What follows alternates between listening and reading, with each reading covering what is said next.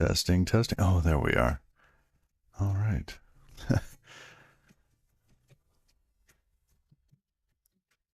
Turns out you have to ensure the microphone software is on.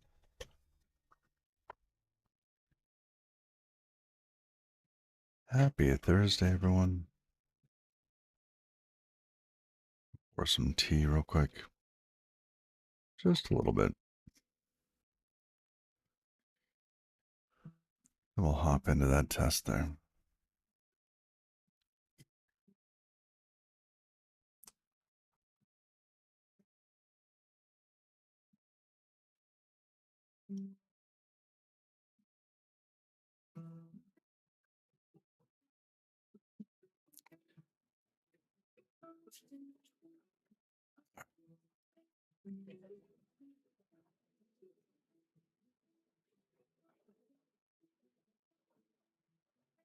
So we are in data plane. Data plane is this piece of software, both the mutation side and the read side.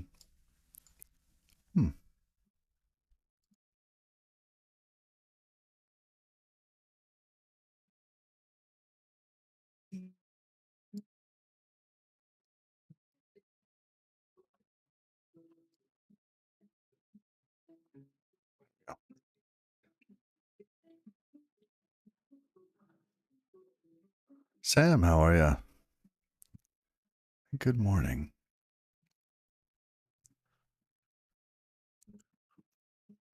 So I had made a change and found that some of the tests were not accurate. I'm doing well. Doing well. Getting over a little something, but starting to feel better. So missed a couple days here.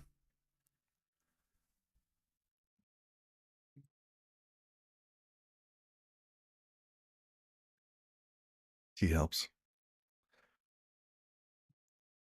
And the dog got up early today. I think one of the kids went to work and then left the dog out, which means that somebody else has to wake up in order to let the dog in.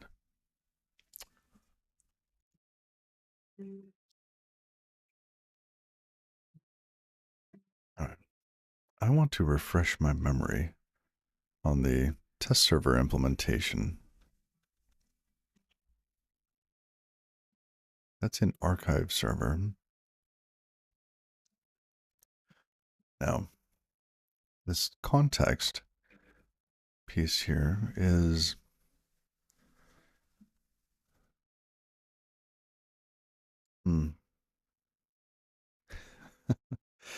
this is the code that's being used in order to support our unit tests. If we go over here into DB, we receive a test context. That's what we're looking at.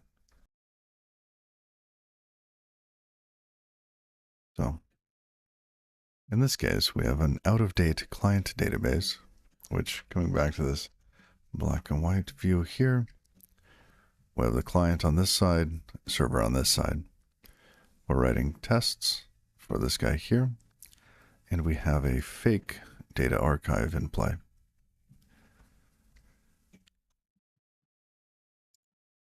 So the server is more up to date than the client is. So let's take a peek at what the test server looks like.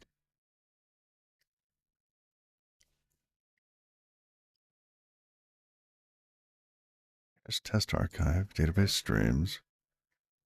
So in this case, for databases stream, we have a one-shot channel. And this is so that the test code can return the response. And I think in one of these cases, we're actually hitting the unwrap here.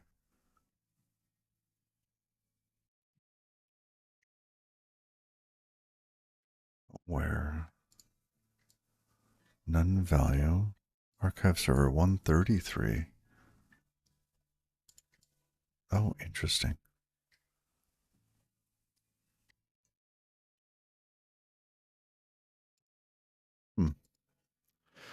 Okay. Who keeps this alive? So we send that. Get the sender. Okay. It's a one-shot event. So who holds onto that stream? Is that context? I believe it is. And that was for databases stream.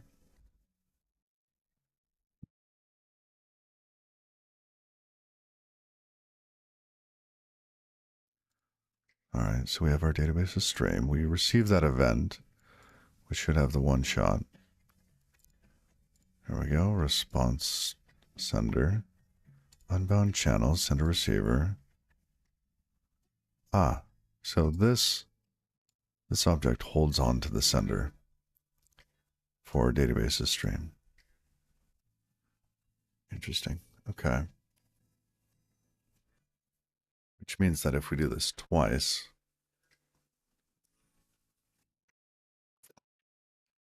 this will be an issue. Are we doing this twice? This is test code, right? So what is happening? Out of date client DB for the function.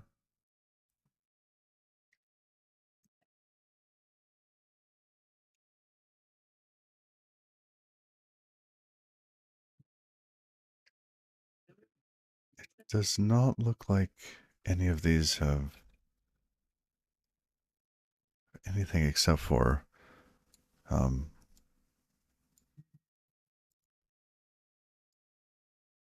some basic setups done. I did.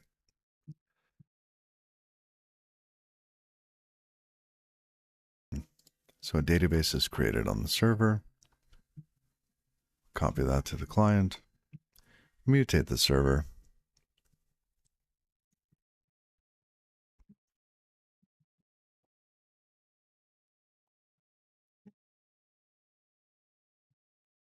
Why did we not use the up-to-date client DB? Isn't that basically what this is? And then we just mutate the server.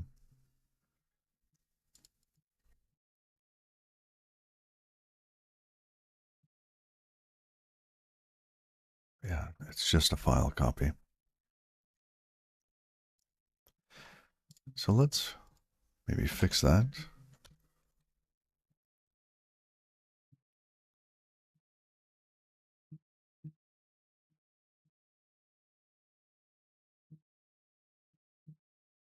There we go. Oh.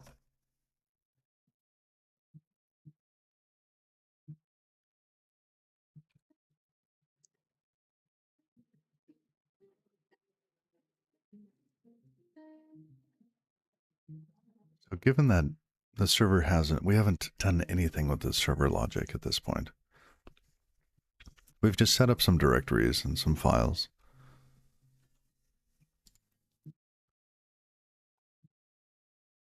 Oh, fancy. Look at that. Somebody's unhappy.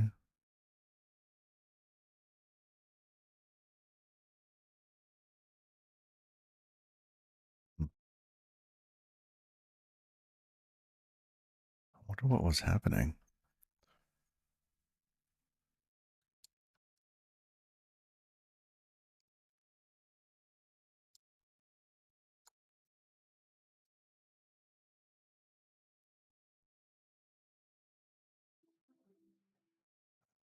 It's just reconnecting. And our server doesn't, this is a fake server. I think that's okay. Okay, back to the code.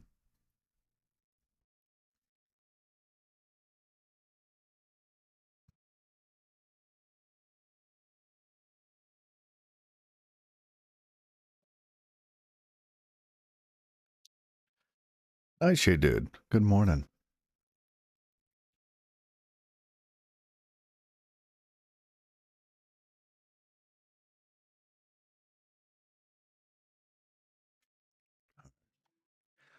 So we have our test context, right? It's an out-of-date client database.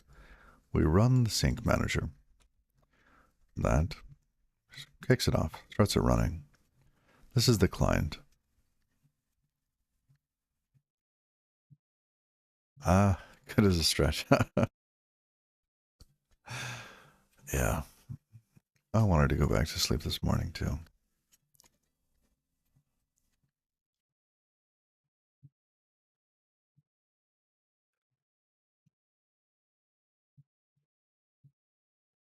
Assert. Okay.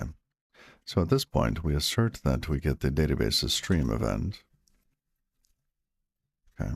Which, of course, looks like it'll fail if we do this more than once. We replace that. No, it won't fail. Because it's a one-shot. We get the event. Yeah, that's okay. And then we assert that we get the database's event. We get the server event. Do we need to hold on to that?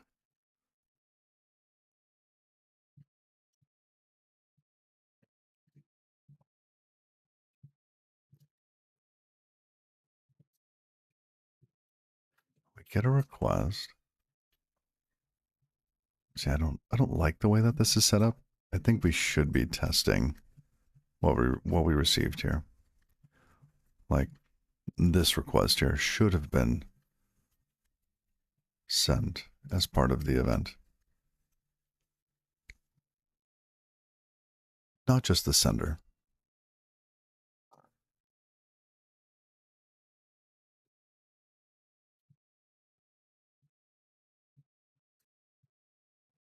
Okay. But in this case, we get a request, build a list of names. This is an okay instance.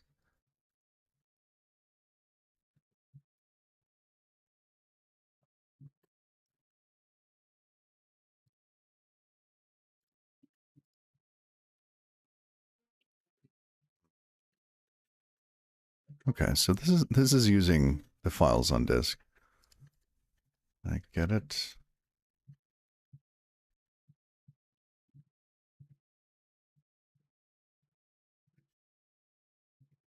So we assert that we get that with the database info event. And what does the server do for that?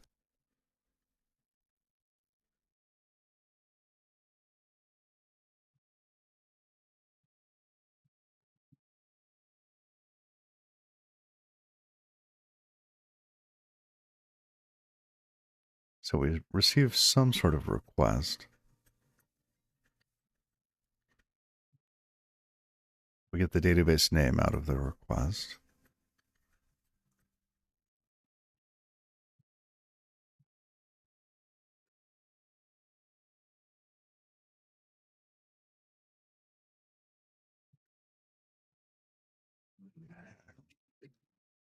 Let's rearrange this. There we break down the request info, set up our DB checksum, hash everything.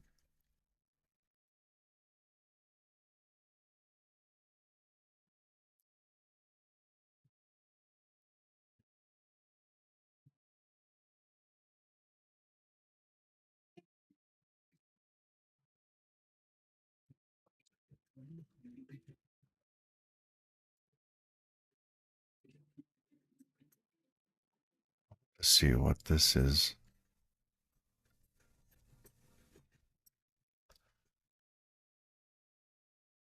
Man, I'm ready for the weekend.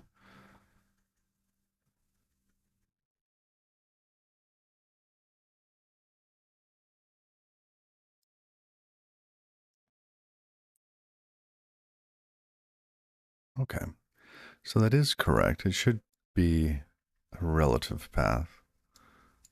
Making sure there was a bug elsewhere in the code. That was using a full path. Okay.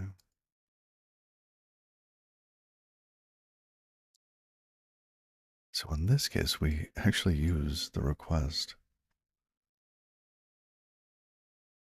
4K response, page count. Okay.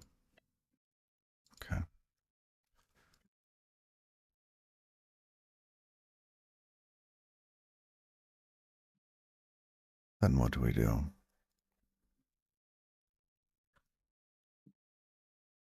Start the download. This is the part where we will simulate the out of range response.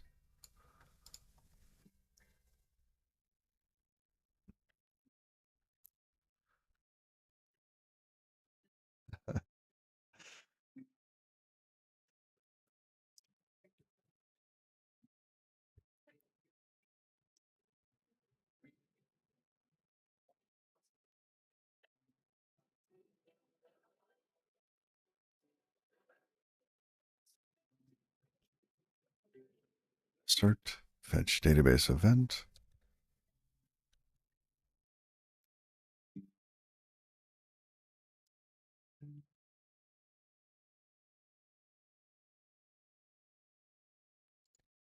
What's happening here? We get the server event, fetch database. Okay, there's our event. So this is the checksum. No, this is the Boolean, right?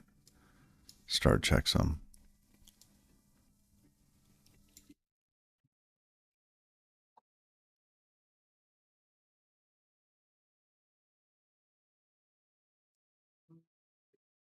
And we end up returning the database stream. Okay.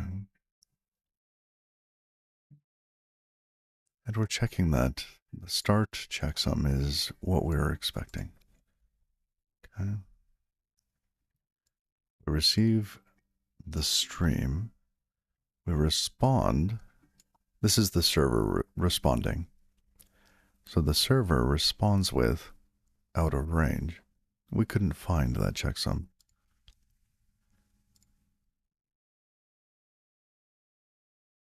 Okay.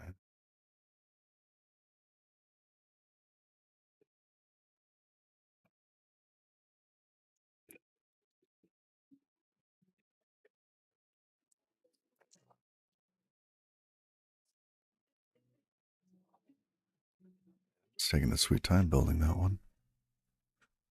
Okay, and here's our error. Yep. Because we returned out of range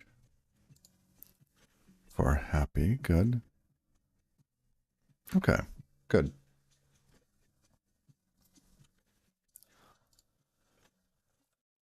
Check that the client has deleted the database.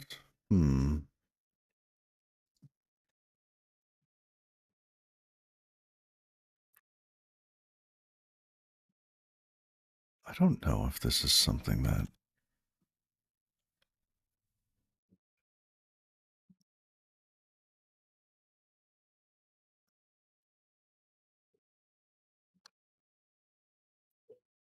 I guess in this case we are expecting that the client will have deleted the database so that it can download it fresh.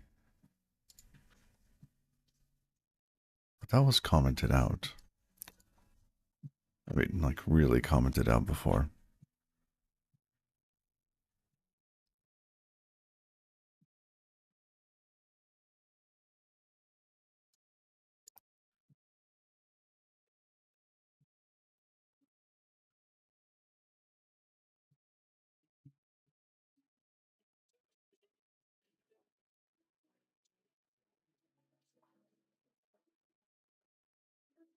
Fascinating.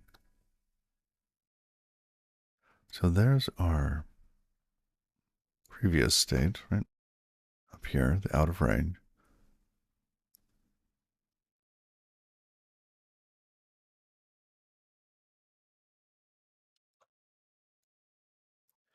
So what's happening here?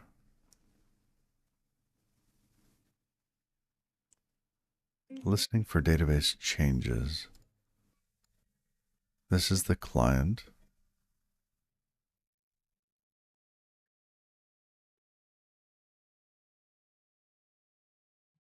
But at 590,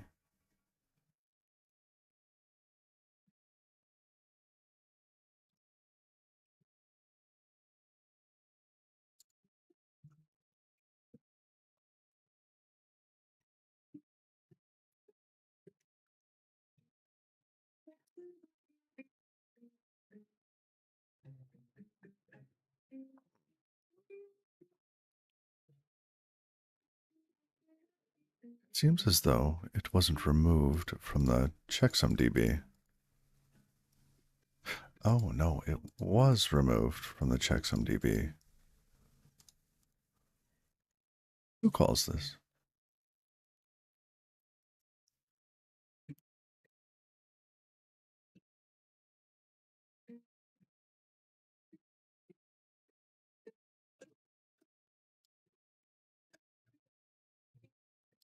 That again. I want to see that happen one more time. Is this a timing issue now? Scott, how are you? Good morning.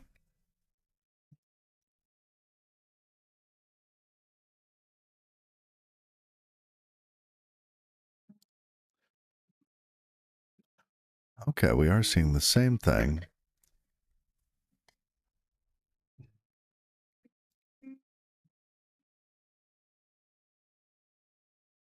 Pouring some tea real quick. Just a little bit more. Trying to keep the tea on the thermos warm. It's cold here. Office is tolerable.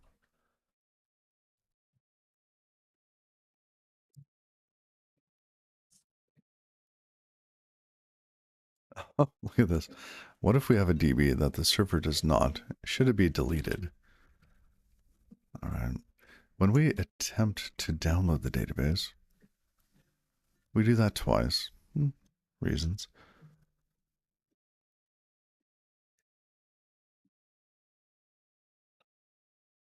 In this case, we would have responded with, why would it fail to download? Because the first time, we would have received out of range, which maps to checksum not found error. So we delete the file. We remove it from checksumdb, remove the file from disk. Then we do this again because, well, here, we download the database. But do we add it to our checksumdb? We must.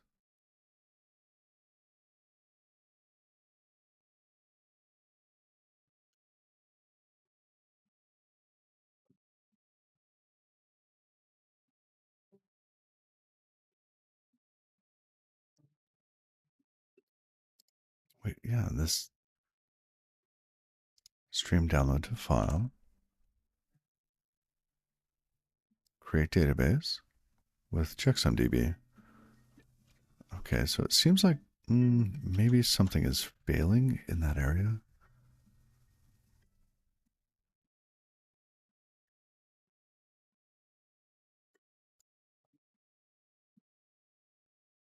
I'm so glad we have some tests.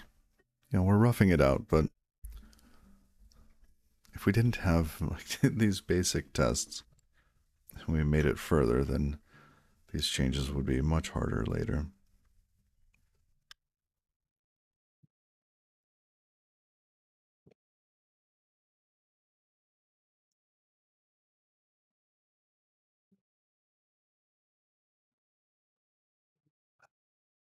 All right.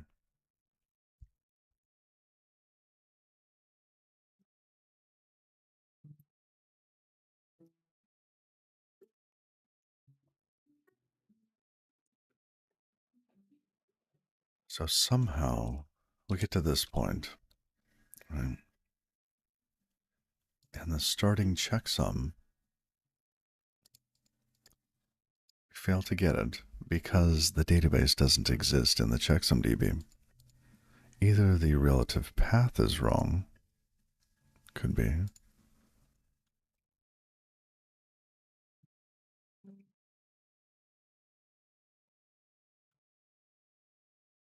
or something unexpected happened before this function. I'm hoping that the path is just subtly wrong.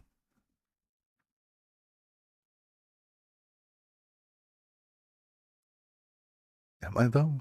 That means that, well, this path is bogus. No, that's correct.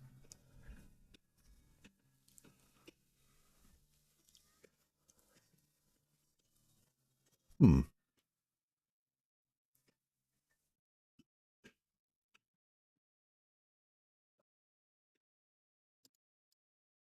All right, let's work our way backwards.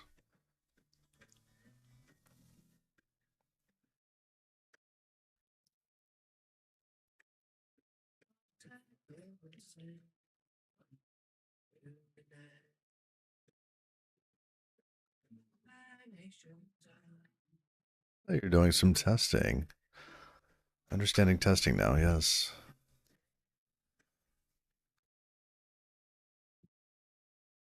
Rust tests I like better than most tests because Rust has such a great type system.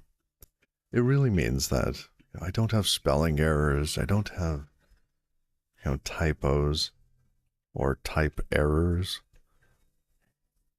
Right? Rust takes care of all of that for me. It'll yell at me before that even compiles. So here I just have to deal with my logic errors.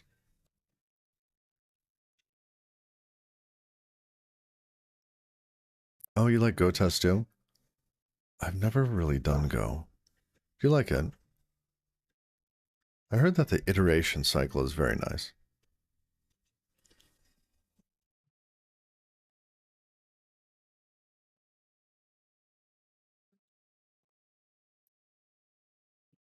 Okay.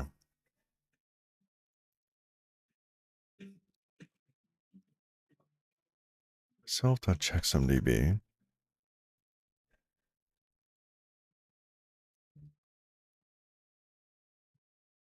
I wonder if this would do anything. Let's see. I want to see it before and after.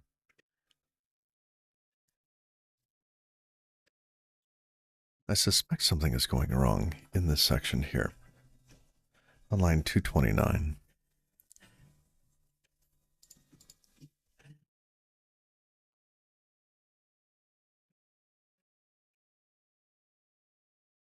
Okay. 231. That's afterward. Oh, there are no DB checksums. Interesting. And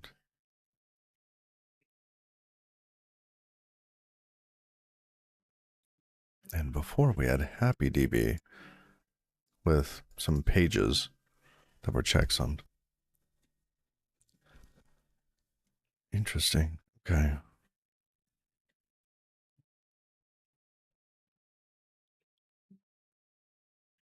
So before we had it, afterwards we didn't. Hmm.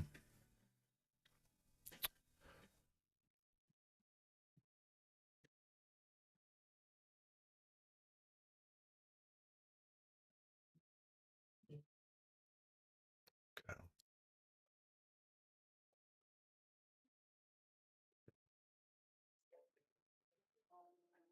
Now we're expecting that the first attempt fails, and we end up in this case.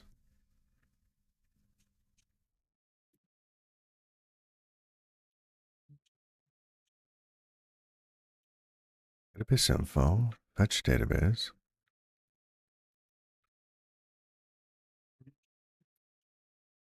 Where is our. There was an attempt.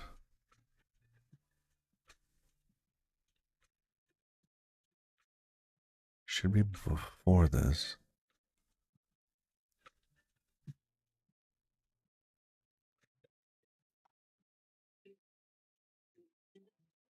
Info warn.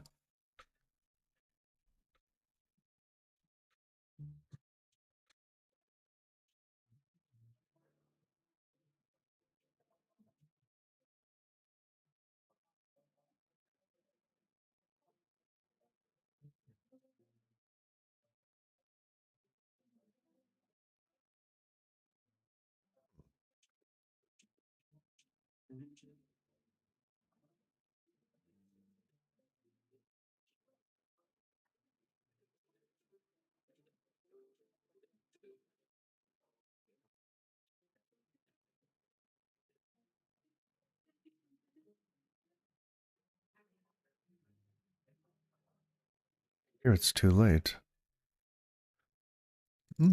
Okay, our warning didn't get hit. Why? Maybe I feel like I'm just missing it. There was an error when attempting to download. Okay, there was an error.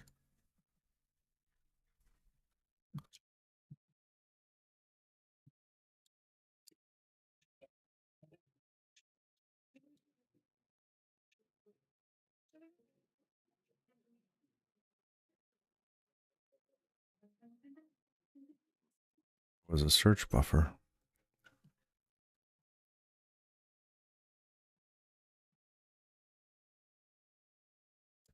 Warn? No. Not that one. Not that one.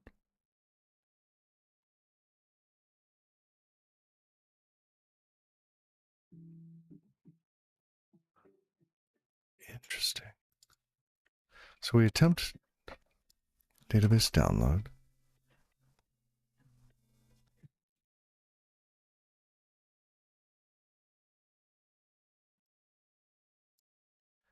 Oh, we return okay?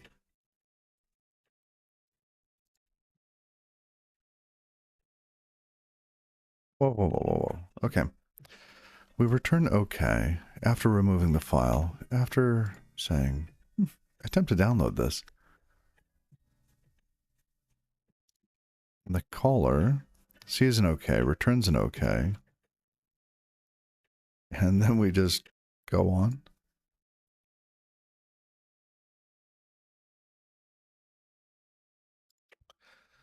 I'm glad we have this test.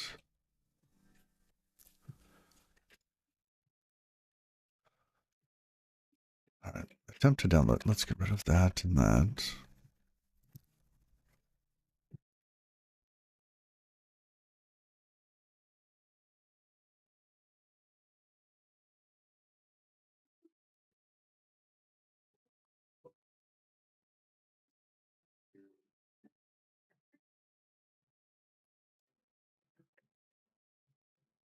Download database.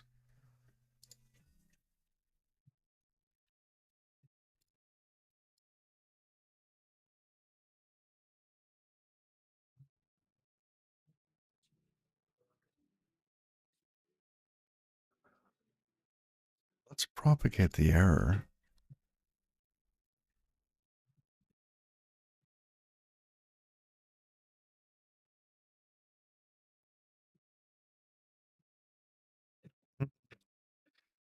No, that's not quite right, is it?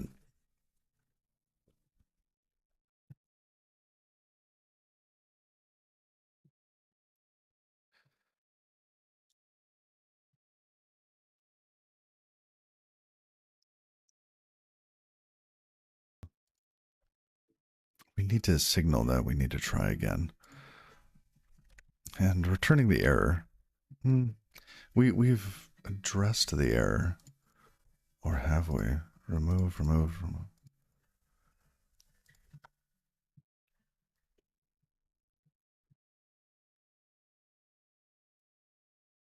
Why would we do this here instead of here? Because we could match here, clean it up, try again.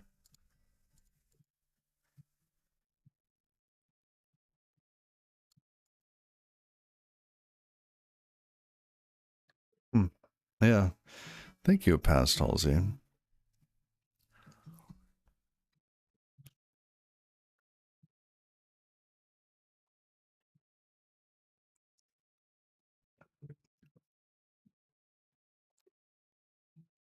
What would be the correct way to do this? Attempt database download. I like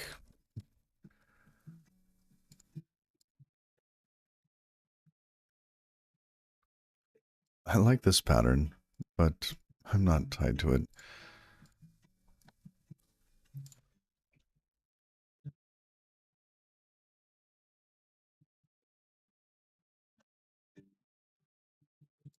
We should have something that says, hey, this is recoverable, try again. Or, hey, this succeeded. So we could have another type that we return.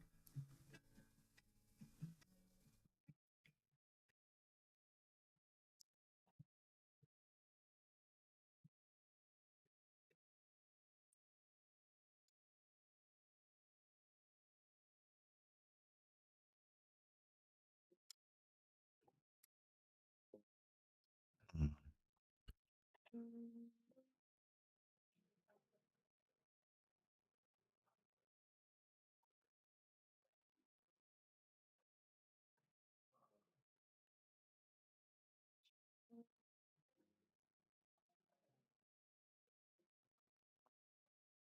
Let's say we do that. Let's say that we return something, and if we return a OK retry, then we do the download again. Okay, we can do that. Otherwise, we bubble up an error. But on the retry, I think this is also an error. We should not be returning OK for this. Okay.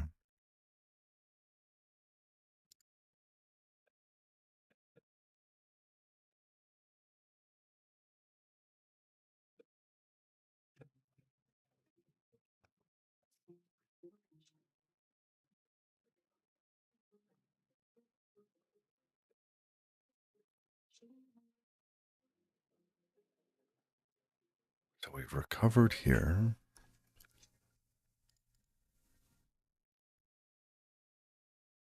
We attempted download, received an error, recovered the error.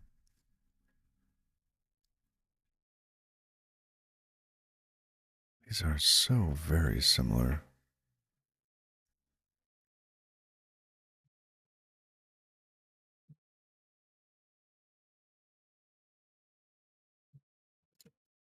They are now identical.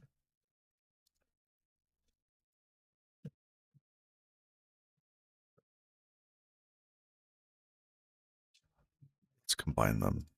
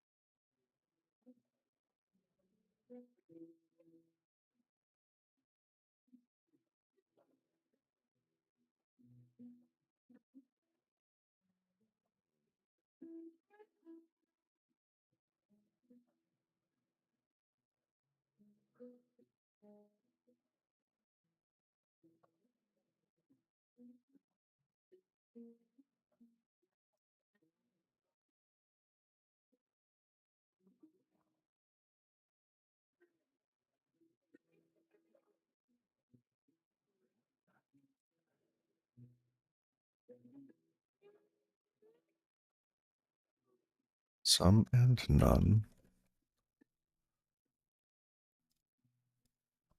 All right, the sleepy bluegrass has got to go. There we go. Mismatch type. Okay. So in this case, we don't want to return that. We want to try again.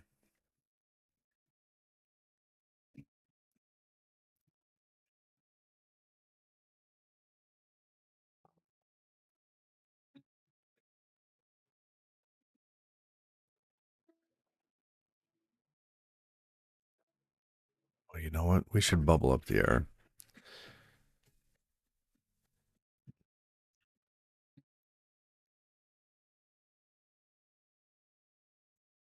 Yeah, it was very sleepy. That little bluegrass thing. I could use some. Okay, give me some coffee too.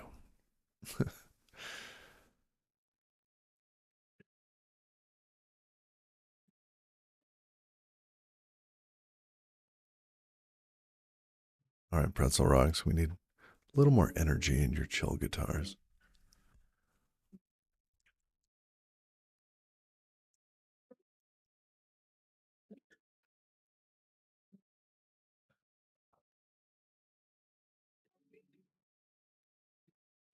Hmm. All right, we'll survive. Nothing but the best Keurig brew. Hmm.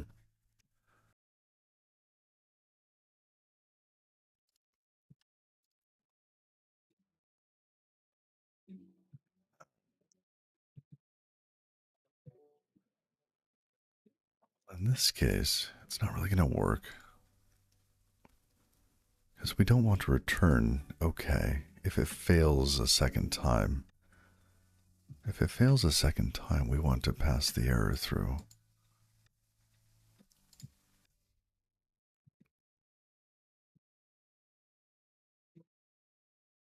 Why? Because we don't want to come down here. We want to bail. Follow that escape there. Okay.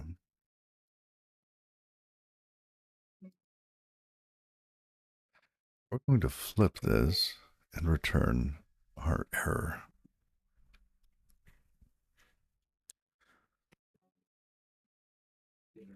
We get an option to an okay error.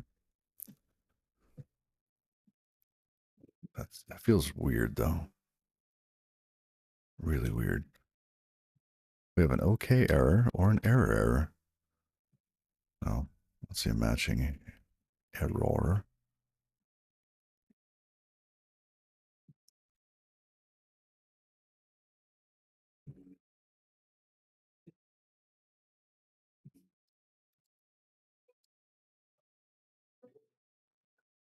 So positive case is okay, none. Error case, okay, error.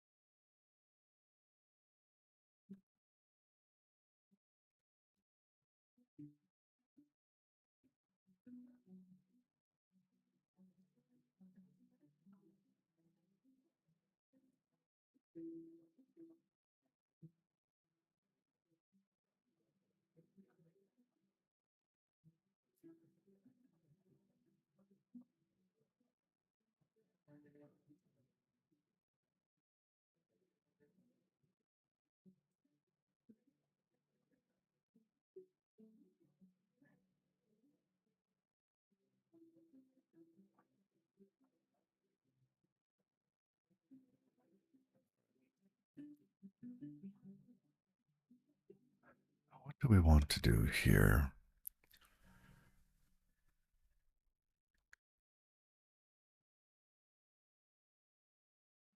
We just pass this through.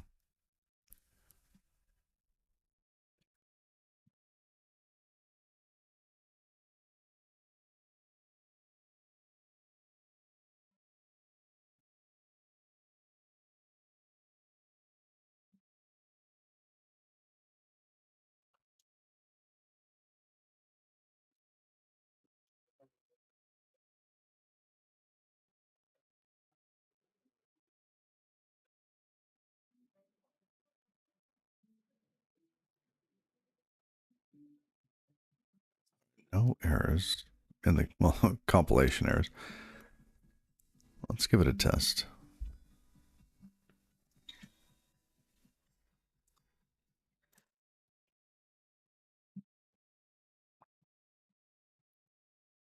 All right. This is expected. What is this? Where are we failing here?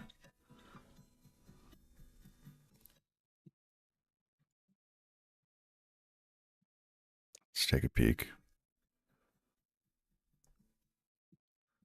Test server, database info, test server, fetch database.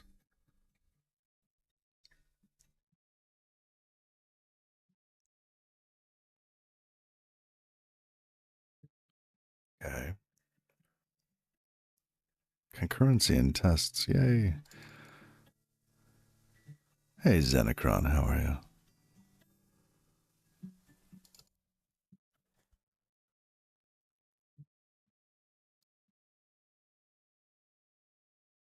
Okay, I think we can ignore this for just a minute. Let's just, well, let's verify and then ignore. Yeah, it's because that.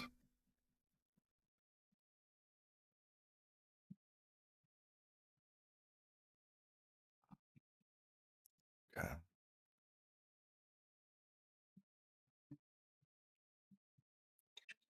We can't actually test that it does not exist because we attempted to download it again.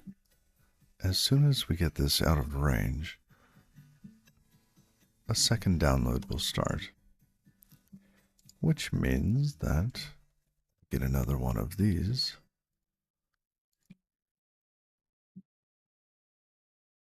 And then we will get one of these. However, has start checksum is false now, so the database should have been removed.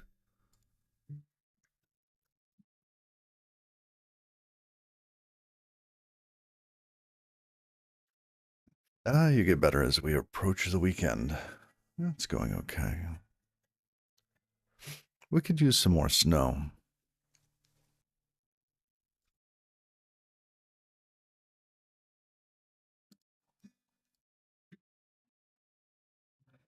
A little concerned that the fire season in the spring would not be good. Well, summer. But... Okay, good. So it passed, but we're not done.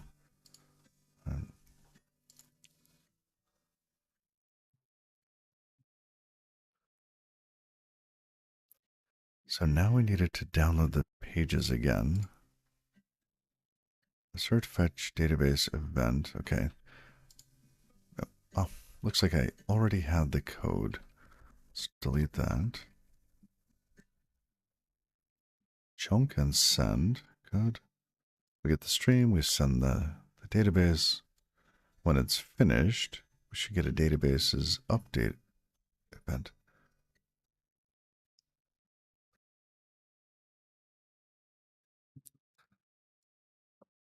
Yeah, at the moment we just have, some crunchy old snow. It's not fun to play in. This crunchy snow that you walk across, and as you transition your weight from one foot to the other, about halfway through the motion, you sink.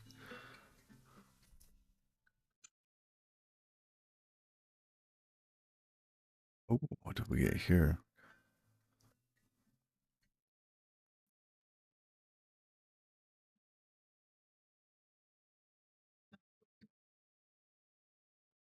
Panicked. 1365. Oh, we did this twice. Oops, too far.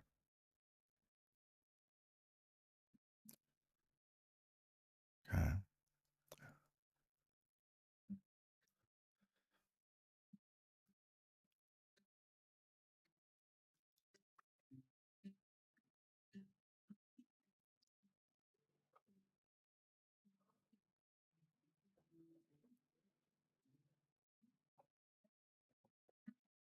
Good. Okay. Let's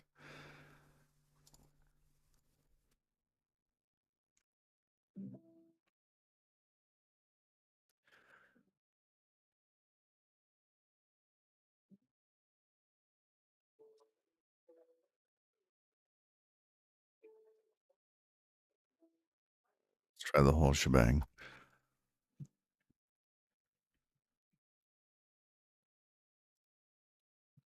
Hopefully it's fixed now.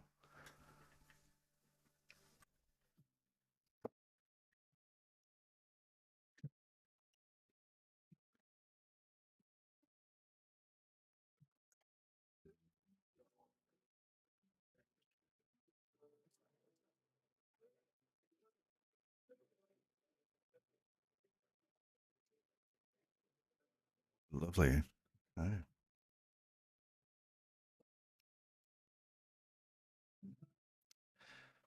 Oh, I like it. Nice. We can get rid of that section.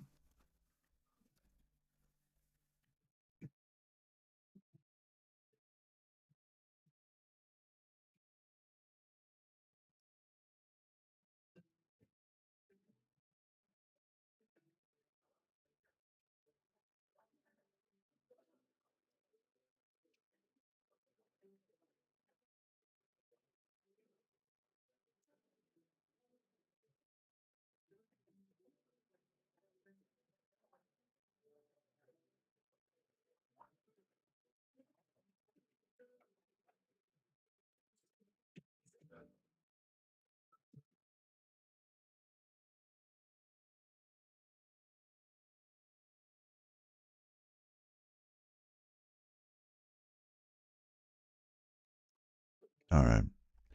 So let's get that. Oh, let's test all of it.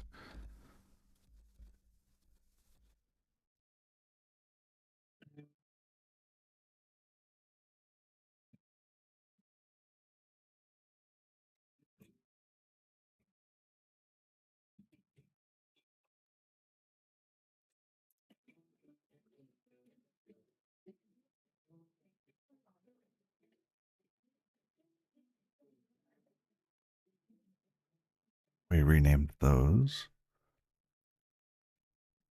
Lots of subtle changes.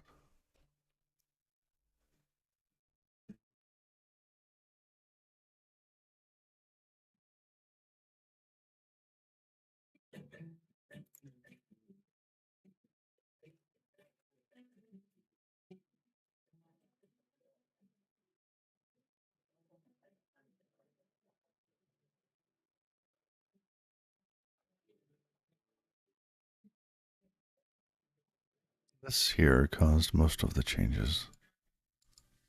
We ended up using the same structure here. Yep, that went away.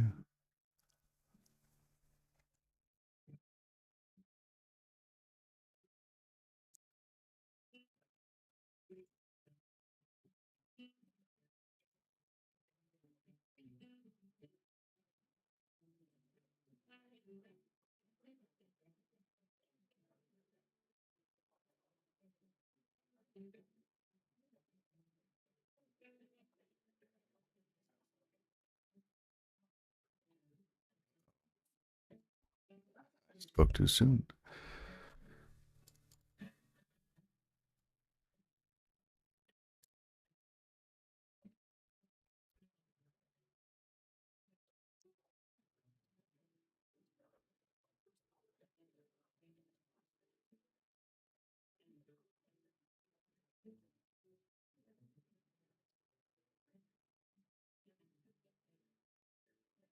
What?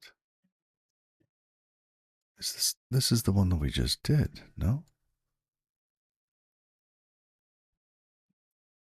Out of range error, yes. Why has it been running for over 60 seconds? All right.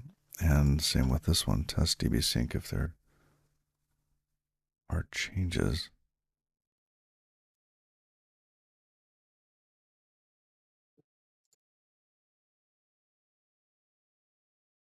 Hmm.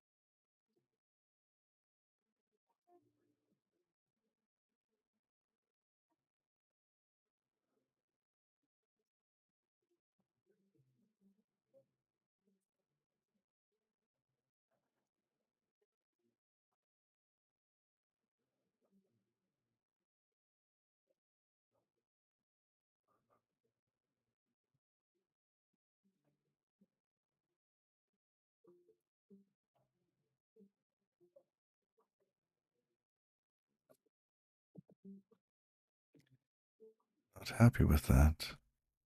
If we run it directly, it's fine. If we run it with the larger test suite, it hangs.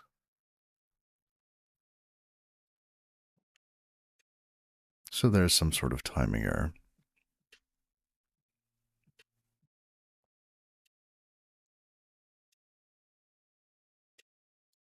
Okay.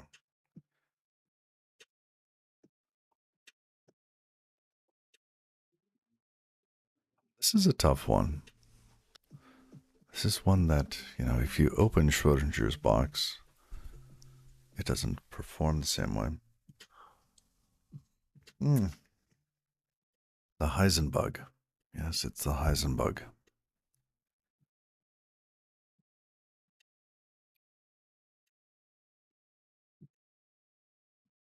See, if we comment that out, do we get the same thing?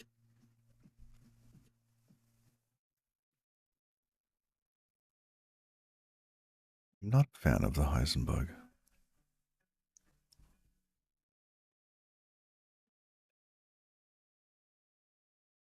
It could be the logging.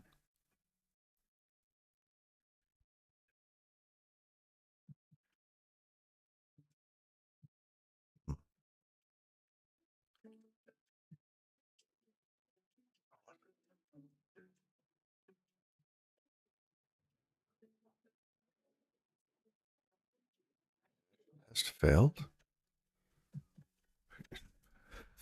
Really?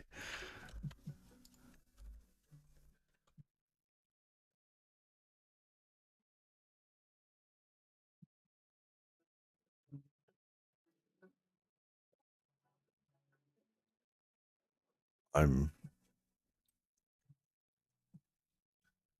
I'm so confused.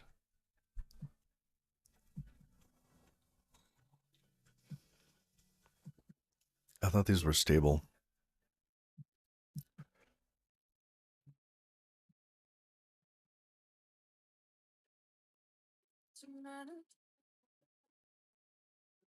All we're doing is we're masking away the high bit.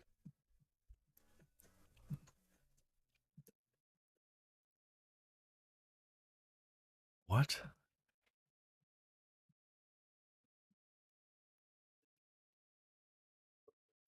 That just seems so unbelievable to me.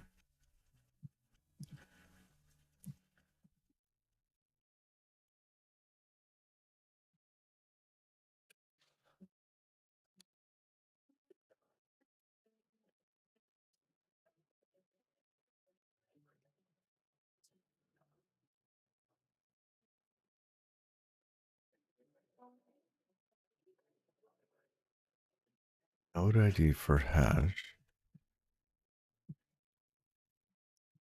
See, this has hash.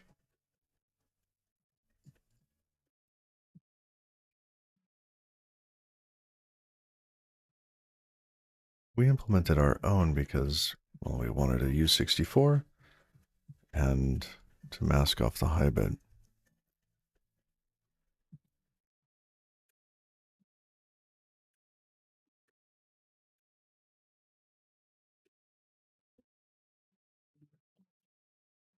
In what world does this fail?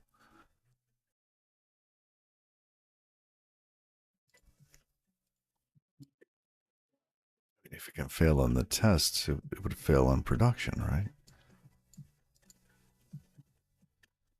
Okay. Do it again.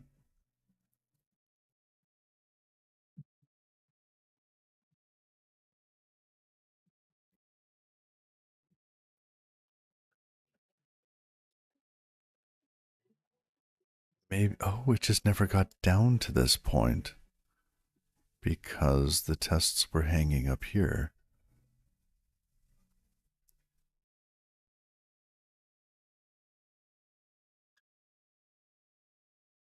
So why has it changed? Okay. It's changed for some reason.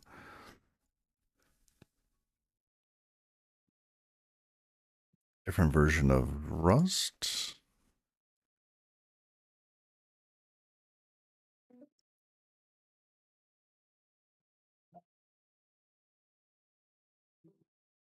What do I use this for? Node ID. Hmm.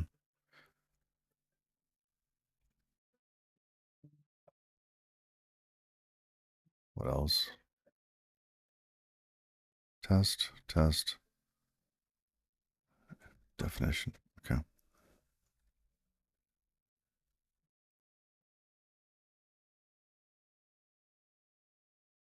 Good. Okay, it's in the cluster management piece that we're not using at the moment. Fine. I'm going to back away from that slowly. Okay.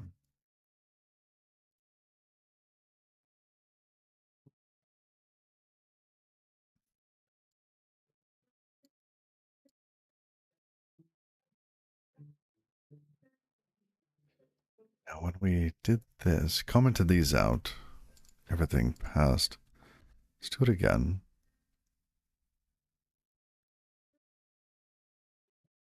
Hmm. Data plane. It's taking a while.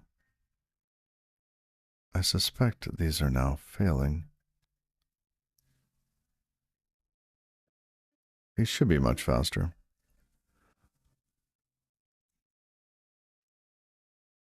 All right. Rust, test, duration.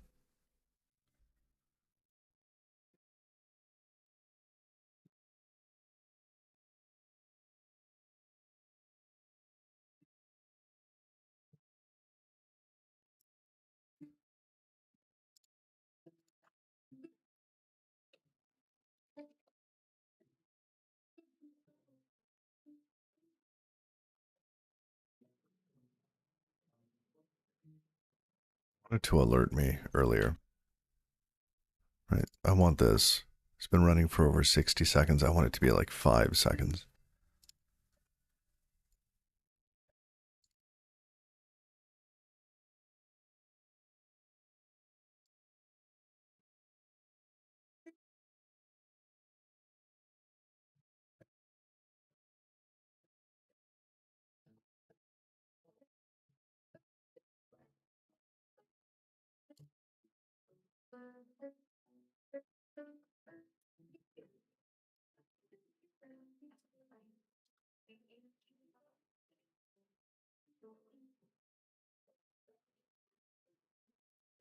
These.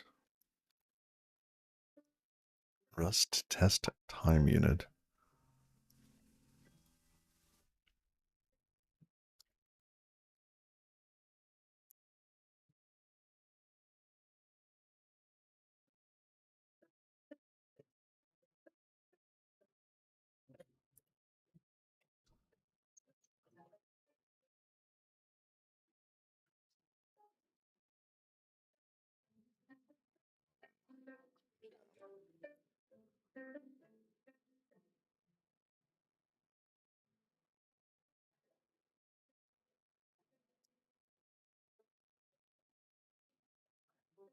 Does this require nightly?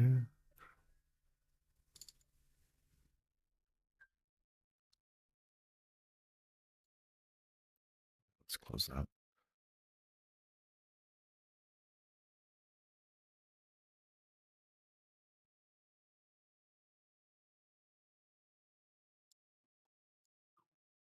Ensure time. Okay.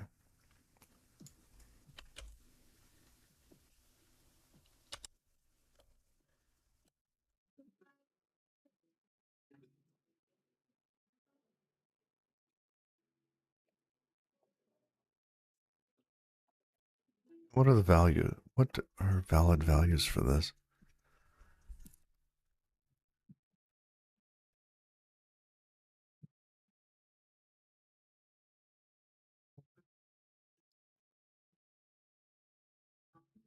Test time unit.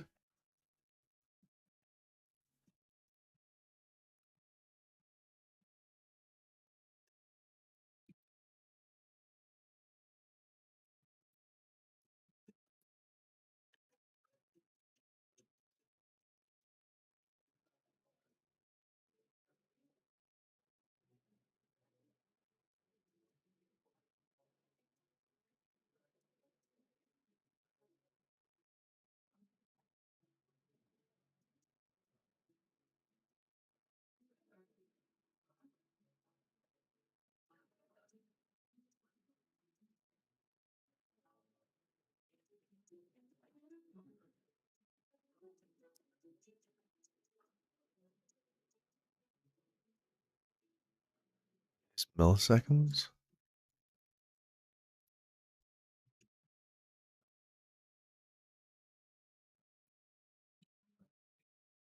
These are very large values if they're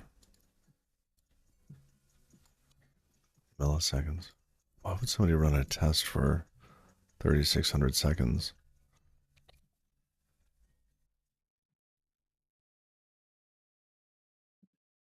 60 minutes an hour? Wow.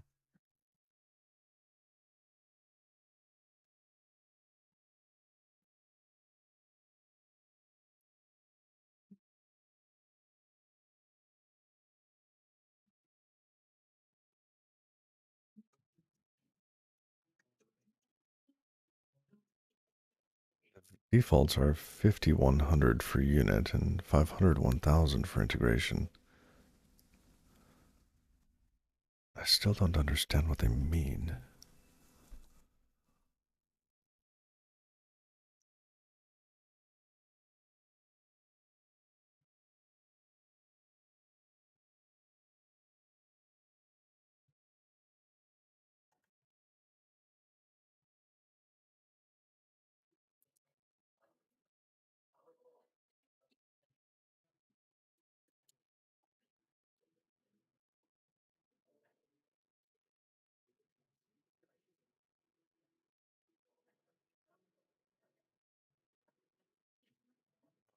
I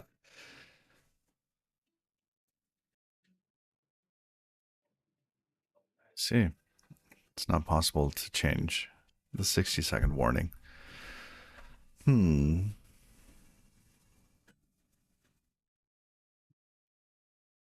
Okay.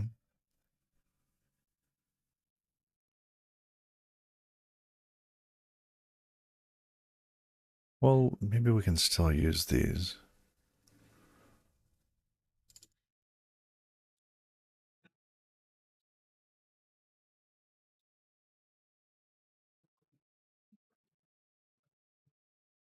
What do I want this set to? I say that the default is.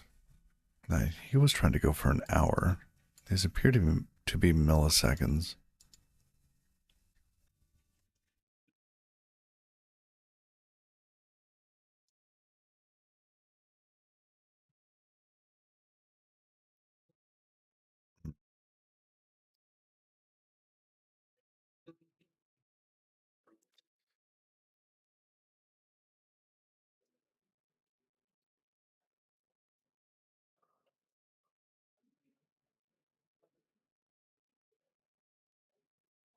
Ah, only for nightly. Okay, I don't want to do that.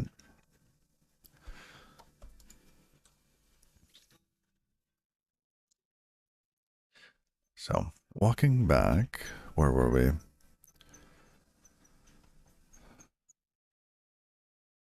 We were getting a timeout. My mouse wheel is squeaky. Squeak, squeak, squeak.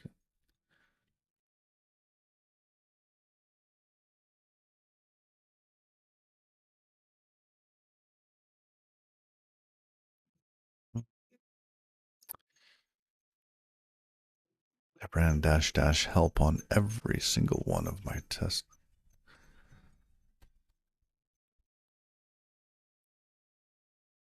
My goodness, on every single one of my projects.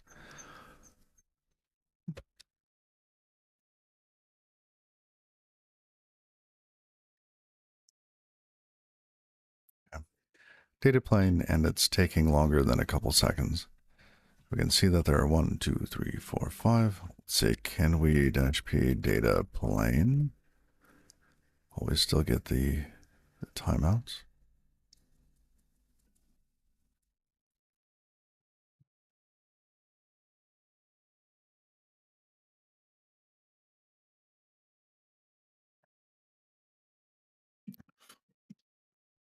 Oh, we didn't.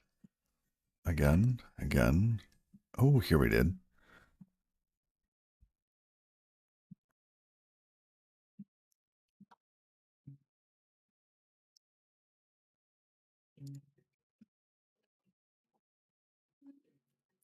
This database stream after a database download. That one passed. 1, 2, 3, 4, 5, 6. How many are there? 1, 2, 3, 7.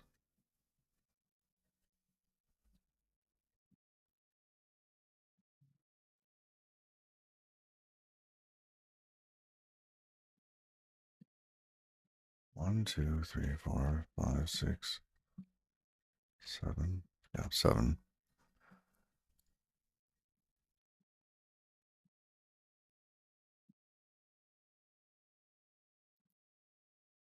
Really? Test database download?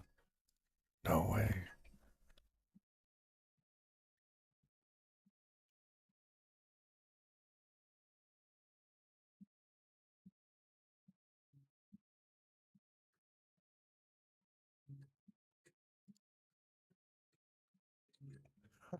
It's just, okay, is that, how repeatable is that?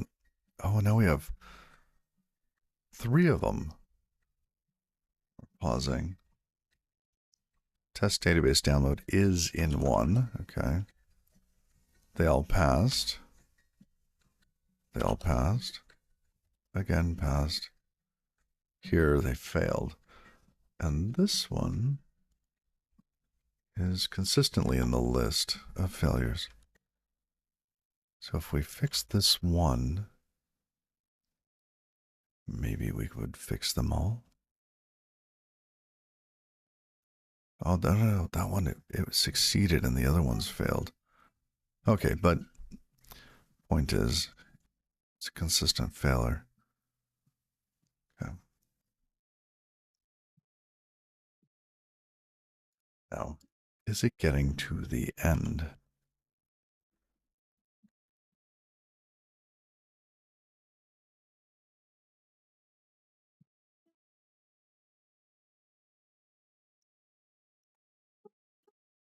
Is it waiting for something here? Let's see about where it's failing.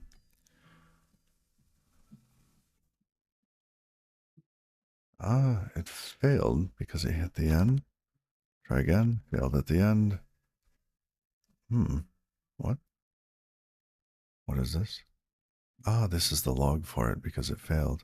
And the others succeeded. Ooh.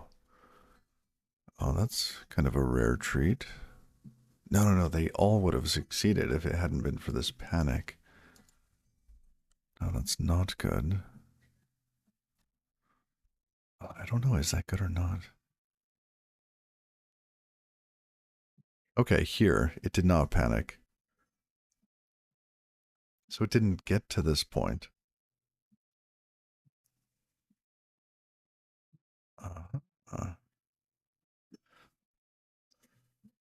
Heisenbugs.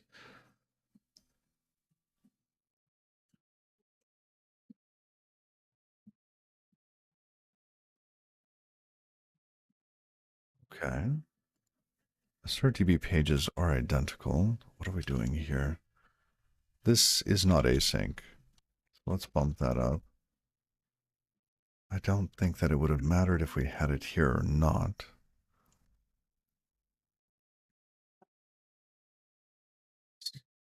Just make sure. We're looking for a hang that doesn't panic for this test.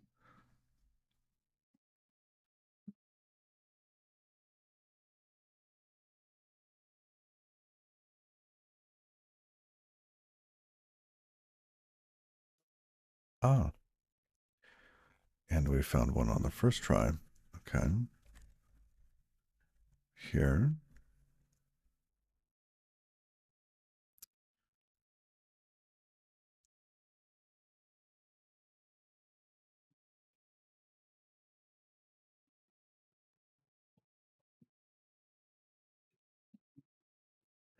Why is it not shutting down? Why?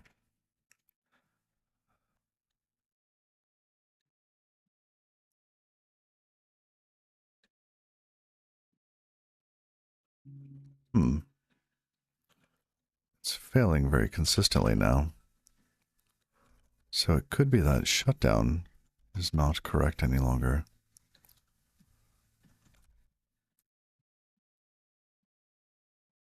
Yeah.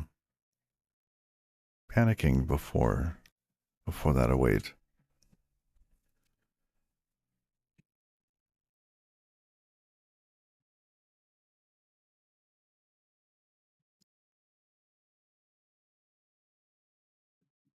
All right. So if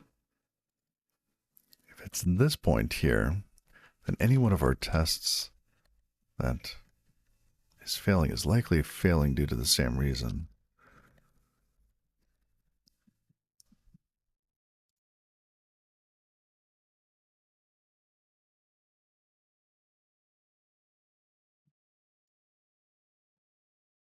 This might be messy. I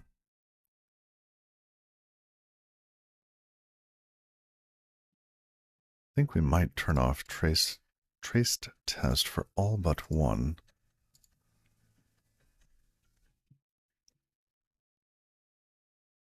And then we'll be able to see, see what's going on. I think we're getting tests for, or traces for everything. Okay.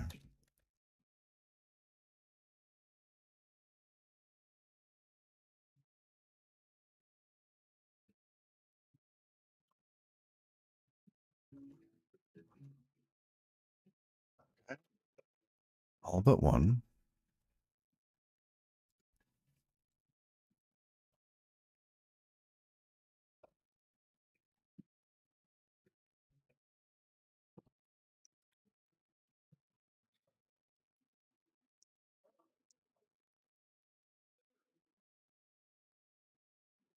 Okay.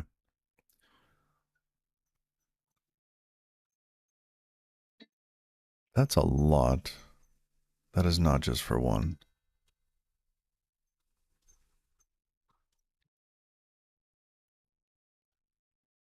Or I really hope it's not for just one. Test database download. Hey, Mustafa. How you doing? Happy Thursday. Yeah, thanks for popping in.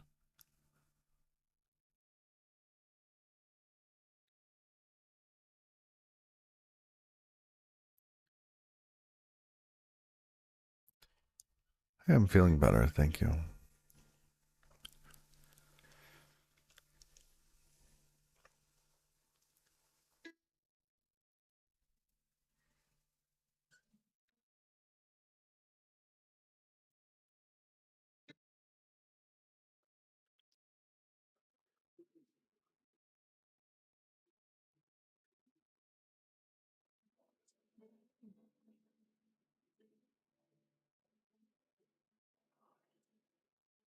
Okay, so we're getting too many. How do we reduce this? Or is there something we can do with traced tests that would help us out? I want to know which test the logs are for.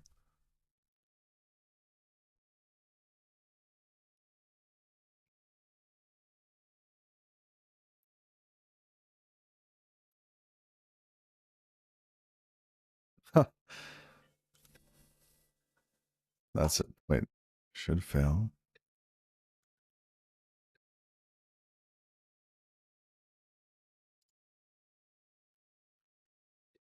I was hoping for just a little bit more usage.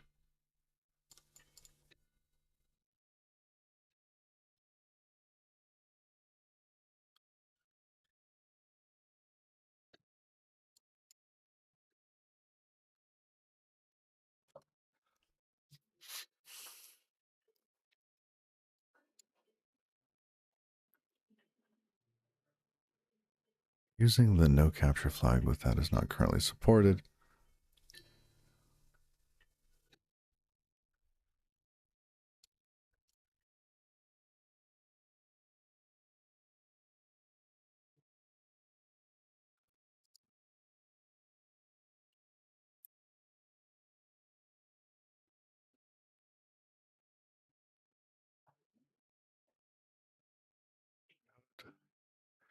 Limitations.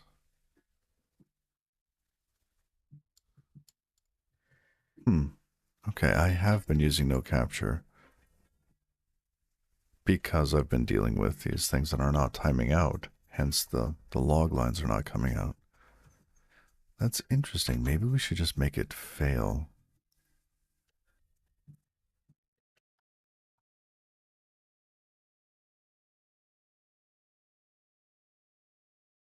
So if we know that it's the sync manager here that is the problem,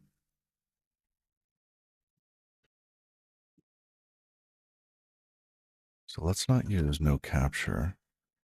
Let's just make it fail.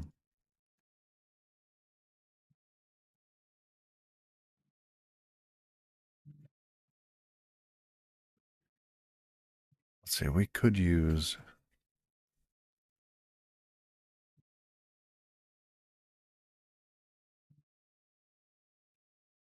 Tokyo select. So we will take,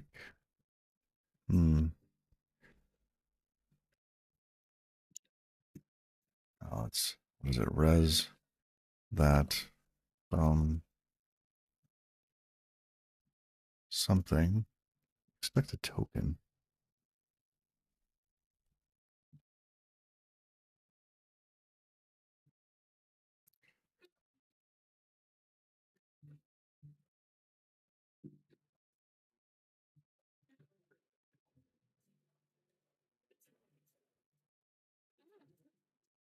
Mismatched types. Okay.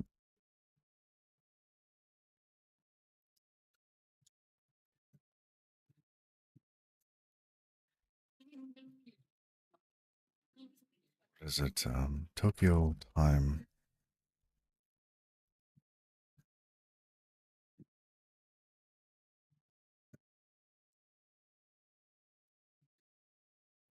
So after 10 seconds, no, how about 5?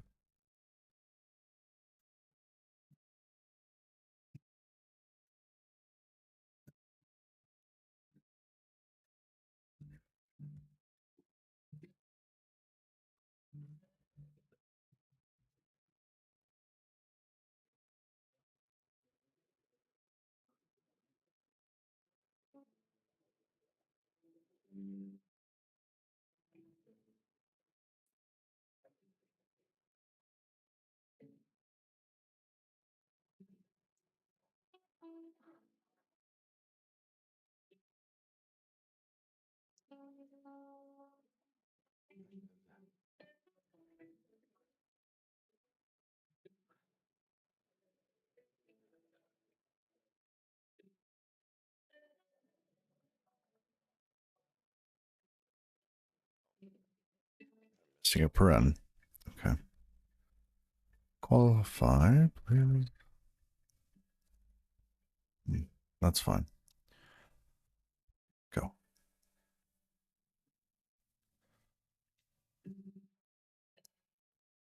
So now after 5 seconds, if sync manager doesn't finish up, then this will panic.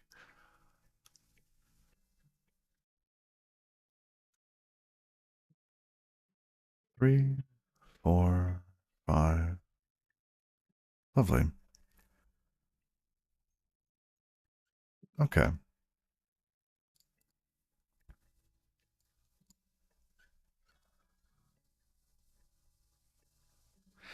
What was it I saw? I think I saw something the other day. What was it? Docs N unit and R unit.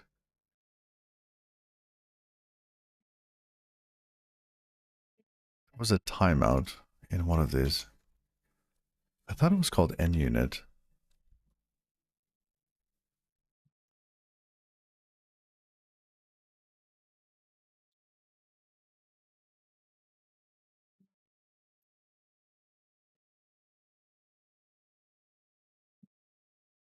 Thank you, Stack Overflow. End test. That's what it is. End test.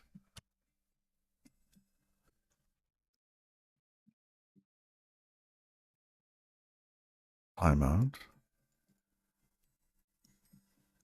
Does this work with async tests?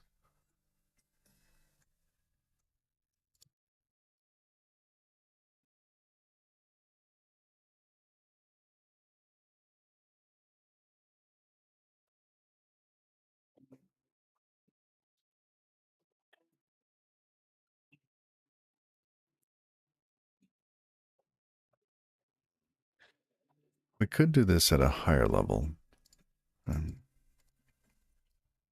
basically have our test code be some sort of future that's running here, and then have a timeout. Just for fun, let's clean this up a bit. I want something that's maybe reusable. Async move. Let's undo a bit.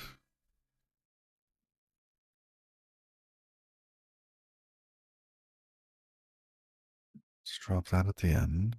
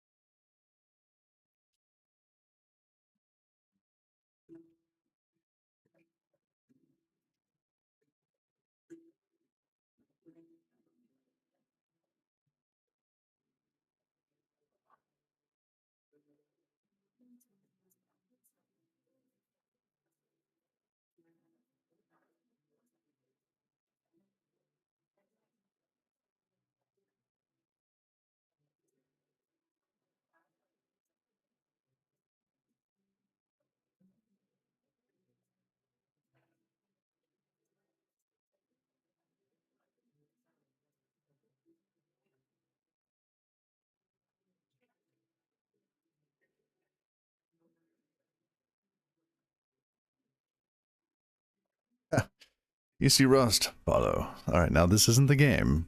This is just so you know what you're getting into. This is not the game.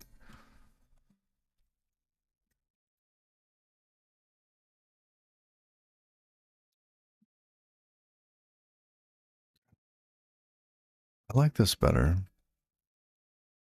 Can I put this here?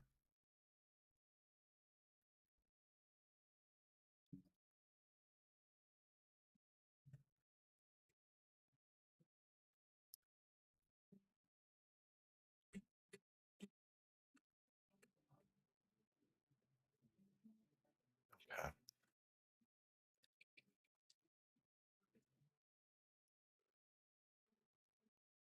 Wait, it passed. It's not supposed to pass. We didn't fix anything.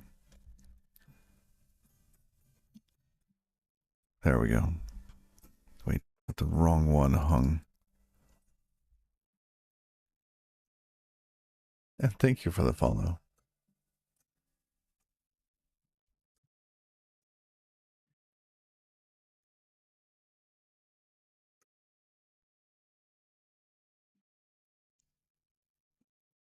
Ah, here we go. It's failing here. good.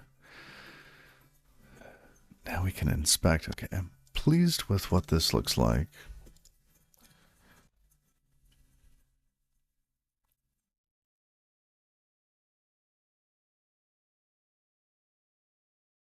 It could be better though.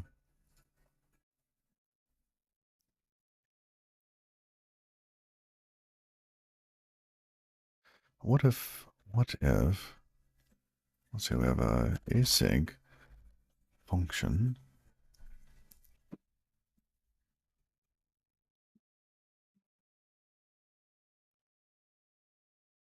No, sorry, I was thinking that let's just toss this into a function, pass this async blob into it. But then where would the panics report? Oh, they should report at the correct place. Okay, now let's do that. Timeout. Oh, what is this type? T task T and the timeout.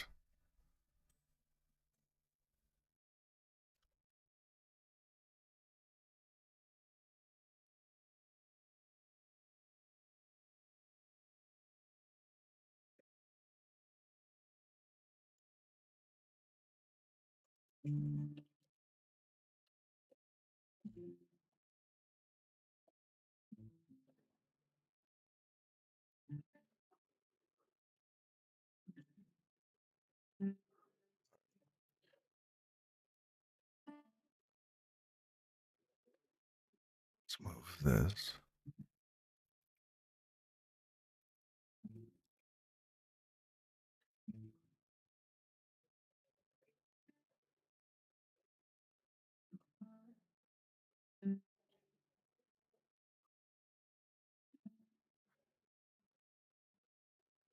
Let's flip those. Let's say 5 at the beginning.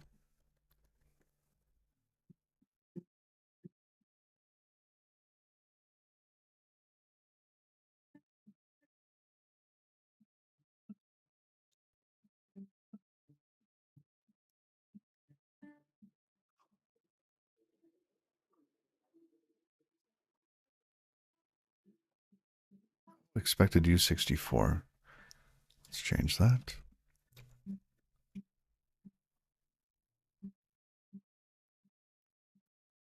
Unused implementer.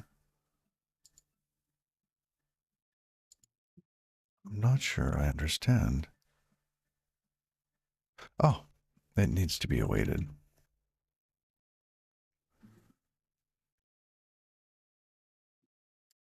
Okay, now we can time out our tests. Let's do that for each of them. See, where do our tests start? We have traced test. Timeout, okay. Put that back. Just like so.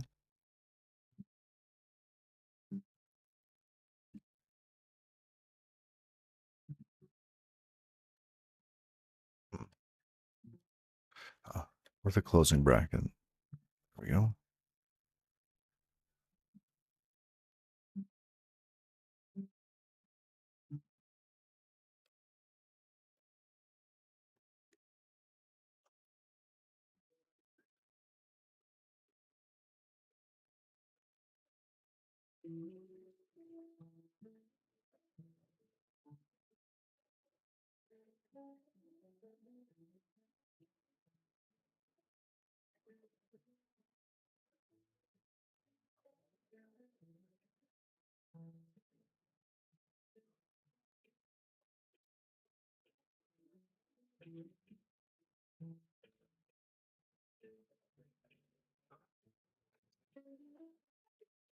Dot await.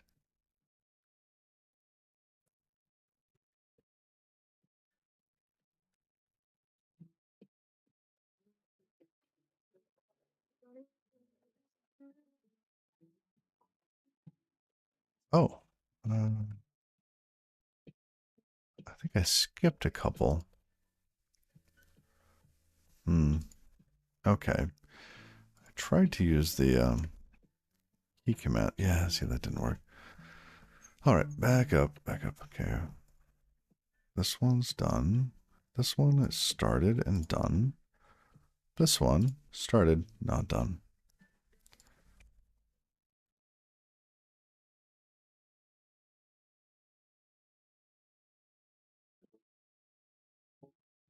Really? Oh, because the whole file's not formatting. Ah, Dojo Drummer. Welcome. Good question.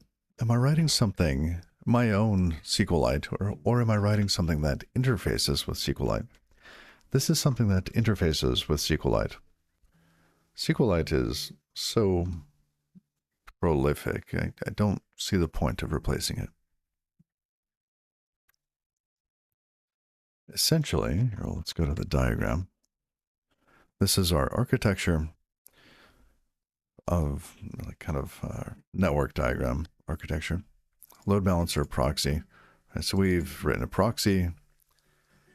We've written a VFS that plugs into SQLite, virtual file system. And we are currently working on data plane because it has some tests that are not behaving well. We've been working on data archive. So the way that this works is that a request would come in, a mutation, for example. Let's say somebody's posting on a forum, right? It would go into the forum software, which would try to make a change to a SQLite database. We would see the change happening, tell data plane, hey, this is going on. It would send the data over to data archive, which would stream it using Iggy to our listeners, store it for later. And the listeners, the machines that are serving the non-mutation requests, the safe requests, would then be able to see the mutation and show the forum in this example to anybody that's interested. So we have our VFS, data plane, archive system, and a proxy.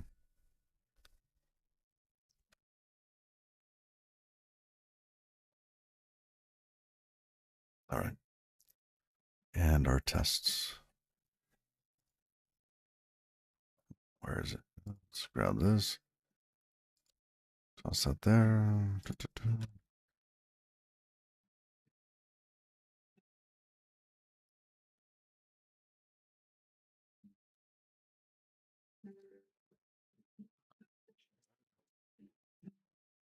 Hmm.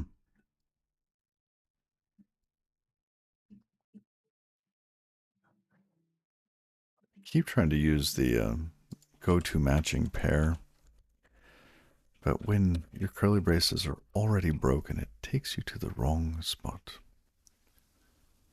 Okay, that one's done. Making sure we have traced test back. Good, good, good, good, good, good. Okay, now everything times out. Lovely, after 5 seconds. That should really be just in our test utilities crate, shouldn't it? I know we're going to want that. Wherever it went. Timeout. Here. Okay. Nice. Lovely. Oh, that makes it so much nicer. Okay. So I did. Maybe we should just focus on one of them failing, though, for consistency's sake. Test database download is our target. It worked that time. That time was okay. Ah, here we go. Lovely.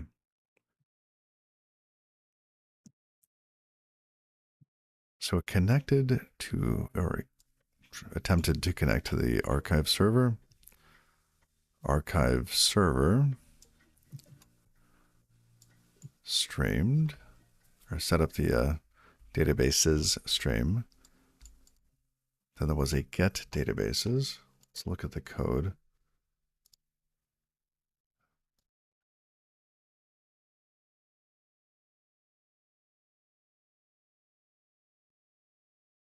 Test context with downloaded database. Interesting. Is that even...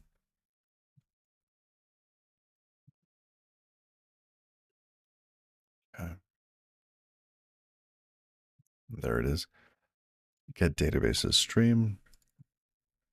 Get databases event.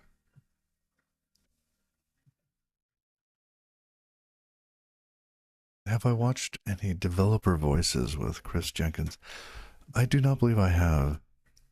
Do you have a link? Is it good? What's it about?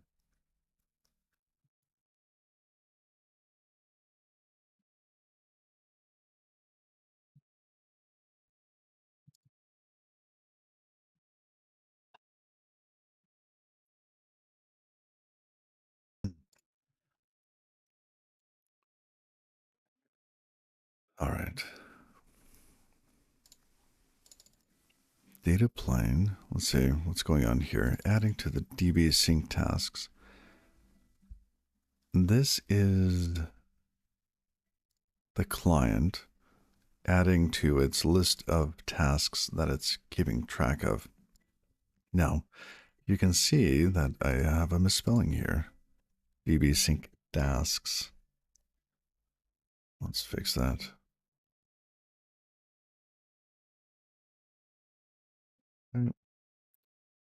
Then what?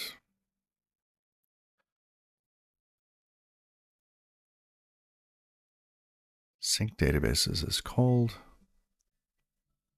We're in the data syncing loop. It's good. We start sync database, singular. Oh, please go ahead.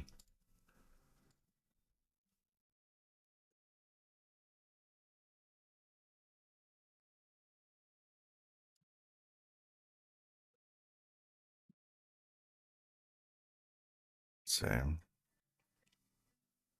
Test server, fetch database. Okay.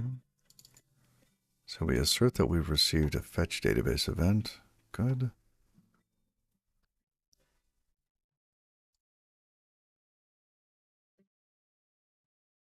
Chunk and send database to stream. So that gets streamed. Good.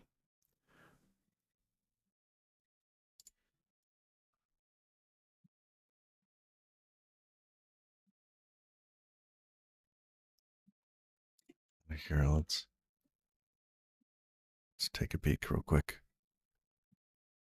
Is this an ad? What is this? By temporal database. I think somebody mentioned bitemporal databases before.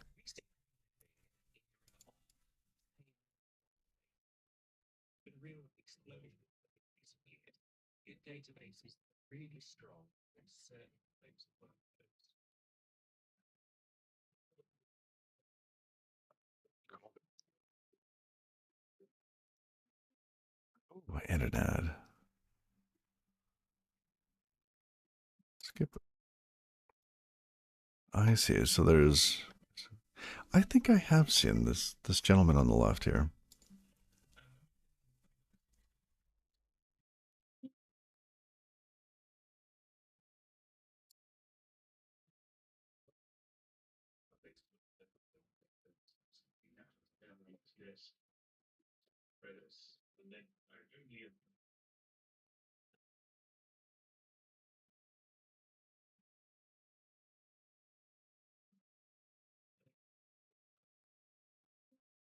Potentially double entry accounting with 2,000 years of history. That's awesome. Yeah. I mean, as soon as you get to the point of where we are now, where storage is cheap, databases do not need to be architected the same way.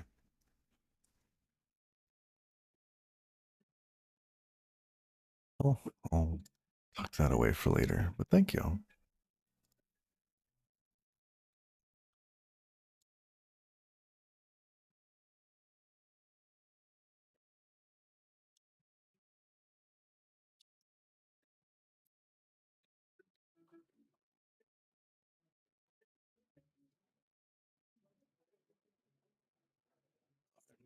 Sync databases. Streaming to, let's see, streaming download to file.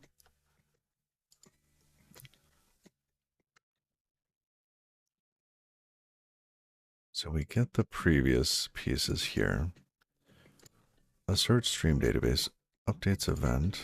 What does this do? We get an event, the stream, and we return it. Okay. Oh, wait, what? Search.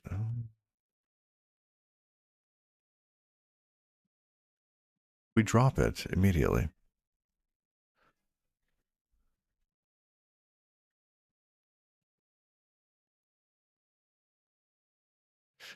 This is because the server is a little tricky. And this is for which event? Stream database updates.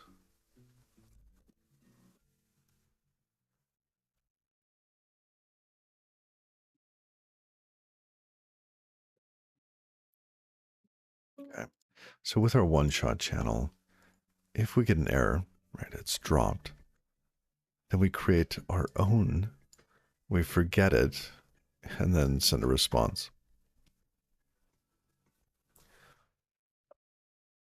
Now, is this forgetting of this value actually causing the problem? Could be.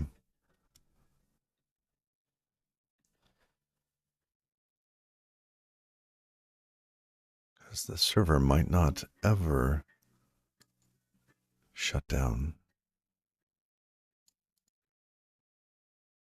Interesting. Okay. Remember that. That there, that little forget. Remember the forget.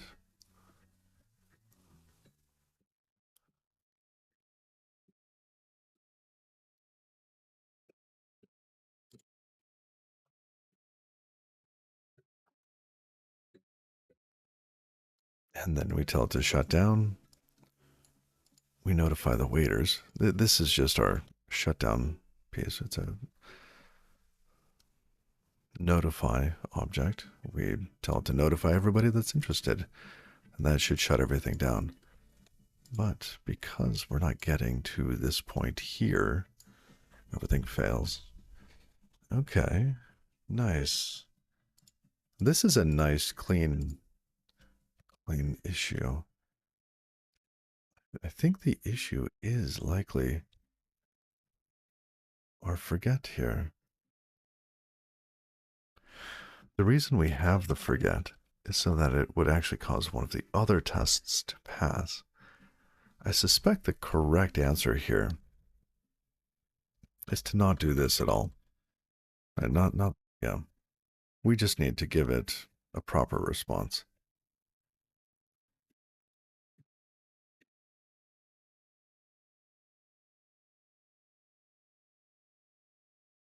Okay.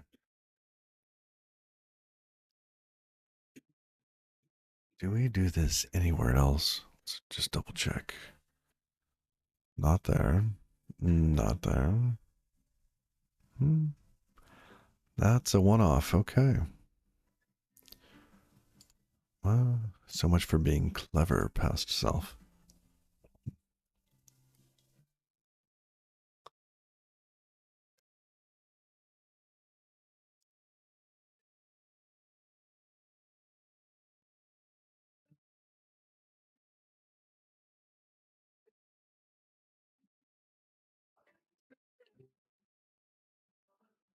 What do we do instead? Do we normally just unwrap?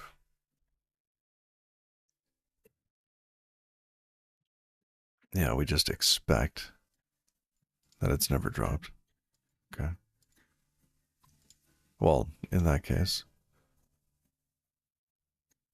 Oh, I forgot.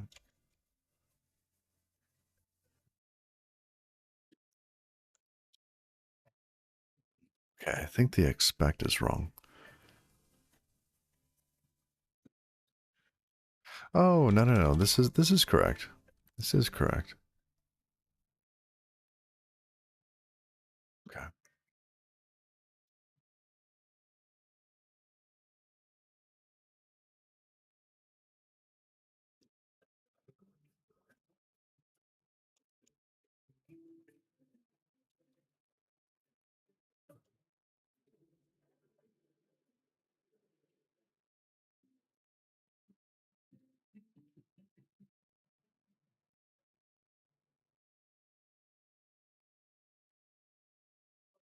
Hey, Magnus. How are you? We're actually listening to Pretzel Rocks. This is the Chill Guitars channel on Pretzel Rocks.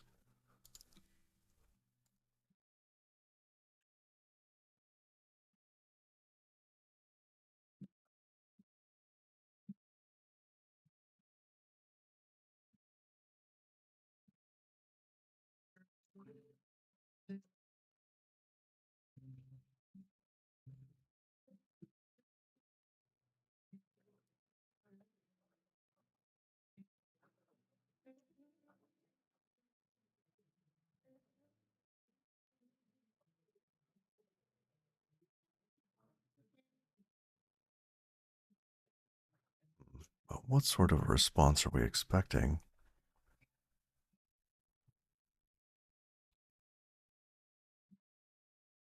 Yeah, just the response.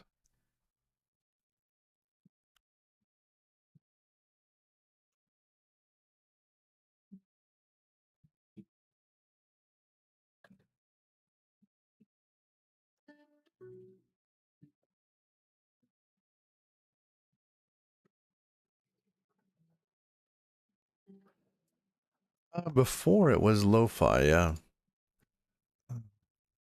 What was it? It was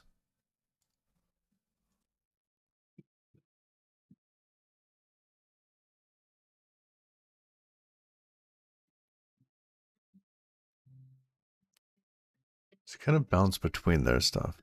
Yeah, there's lo-fi. We'll do that occasionally. It's got a little bit more energy than Chill Guitars.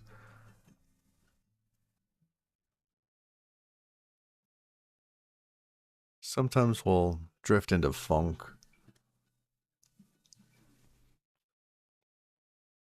Kind of depends on the mood.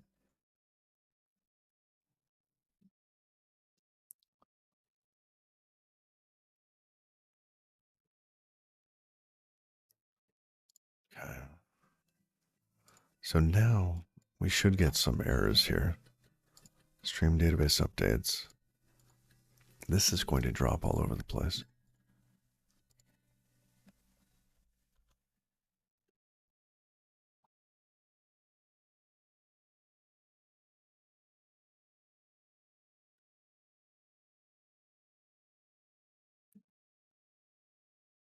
We get the event. We get a tuple back. Okay.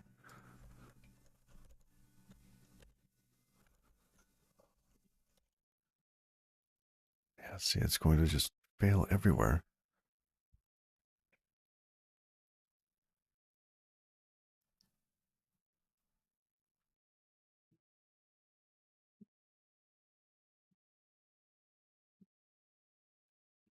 Hmm.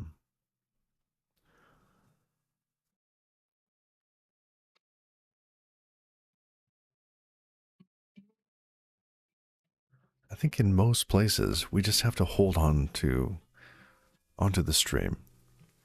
We don't actually have to. Actually, we have to create the stream and hold on to it, don't we? Well, I guess it is. It is created here. We just don't have to respond.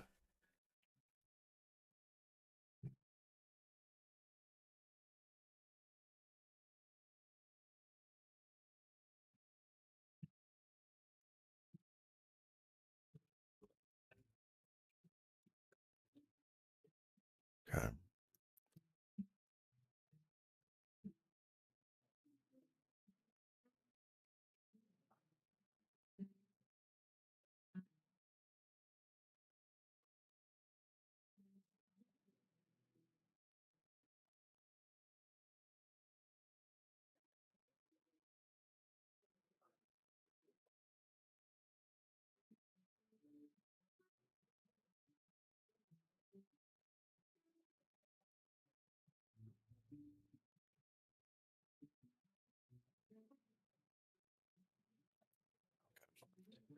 That's all of them.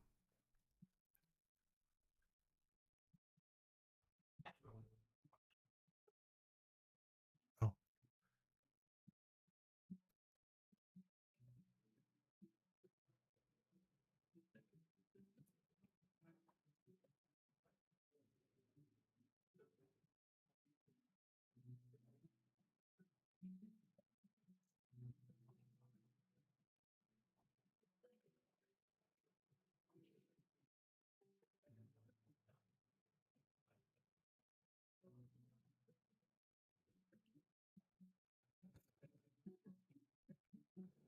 They all failed. One more time. Okay. At least it's more predictable now. I like that each one of these is separated out into its own bit of text here. That's really nice.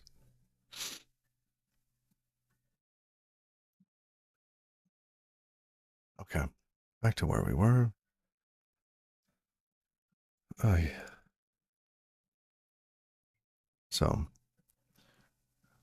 previously we had there was a forget in the code. And so here we were creating a channel and forgetting it, the sender at least, and responding with the receiver. Now, what are we doing? So now when we call this assert stream database updates event, it gets the event, which has the one shot. Oh, do we just never respond?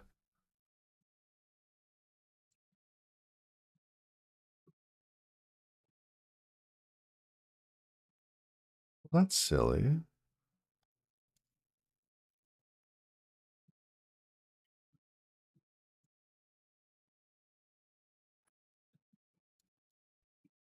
Because that's the one shot. Why are we not just responding with this thing? Because we want to be able to control what the response is. Okay, we need to respond with one of these.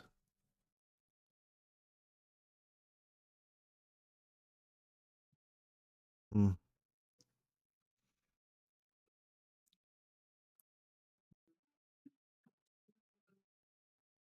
It's going to make the test more verbose. I'm conflicted.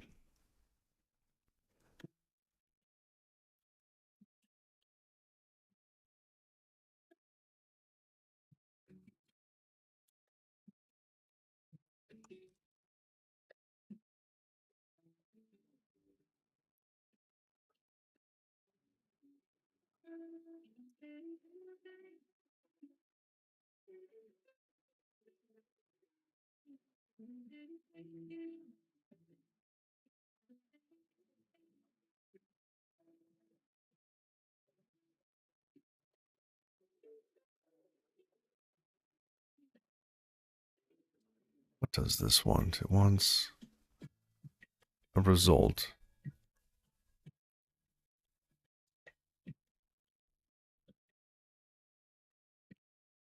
It wants. I don't want to construct all of that just to hold on to this stuff.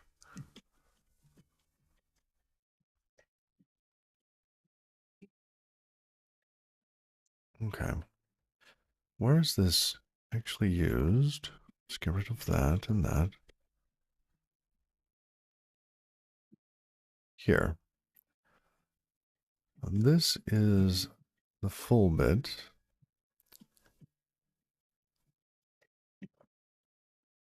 We are not currently testing the negative case in here where we send an error. Let's pop into here.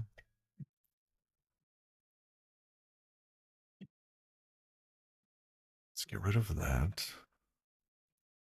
Okay.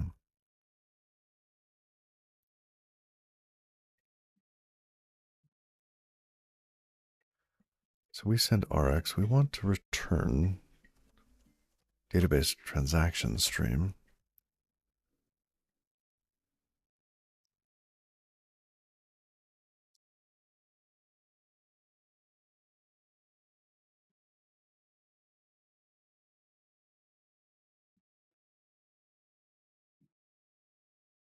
Okay, now we just hold on to it. Found struct, unbounded sender. Yes, yes, I know. Tokyo. MPSC. No, is it sync MPSC?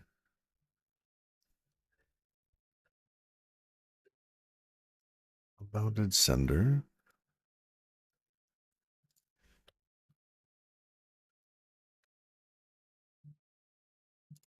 Okay. Result database transaction.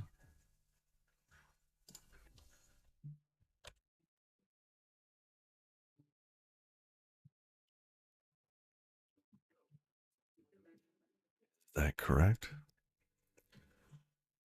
Found unbound sender result database transaction.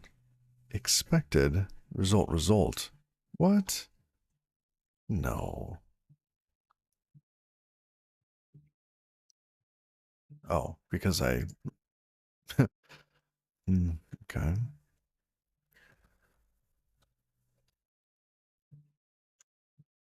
There we go. Okay. Now, where is that used? Here.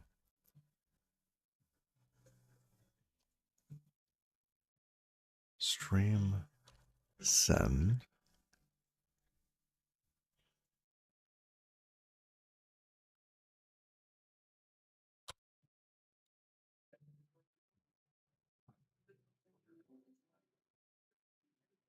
What were we doing here? We validated that the request was correct. Created a response. Did we do anything with this? Oh, we do. Okay, we send the transaction to it. I think we can get rid of that there. Can't find. Oh, it's just now called stream.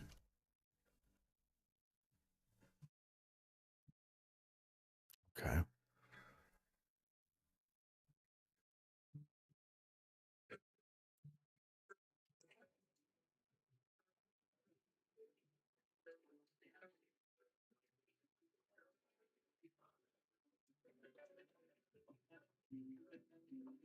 Oh, they all passed. Again. Do it again. It passed. Uh-oh. Hmm. Okay.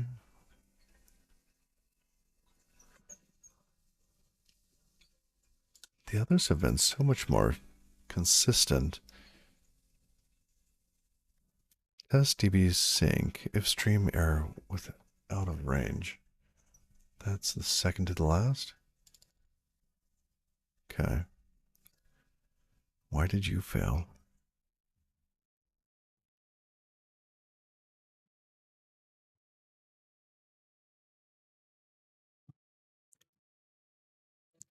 And do you fail consistently? Well, consistent enough.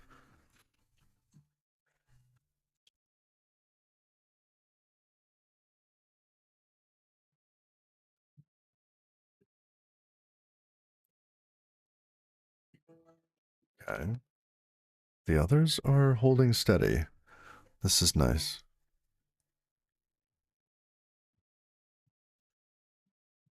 Oh, that was a different one. Okay. And is it still because of shutting down? Okay, well, it's much more, I don't know, it's moved in a positive direction. And we're seeing more successes more frequently.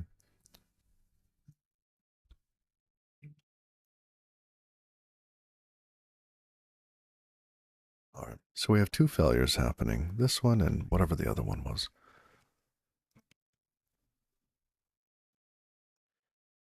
I'm gonna pour a little bit more tea first.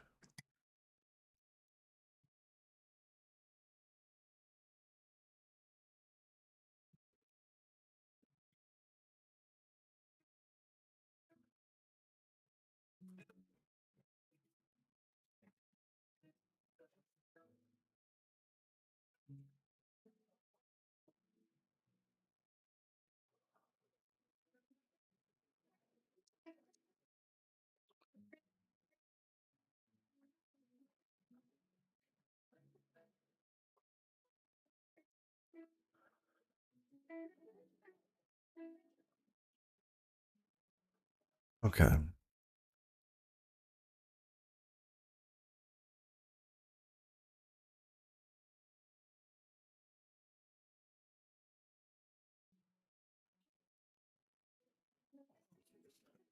Excuse me.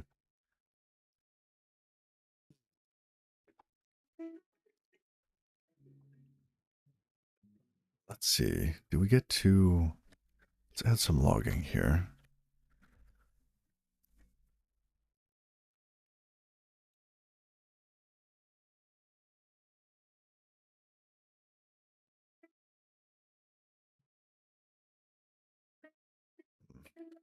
Okay.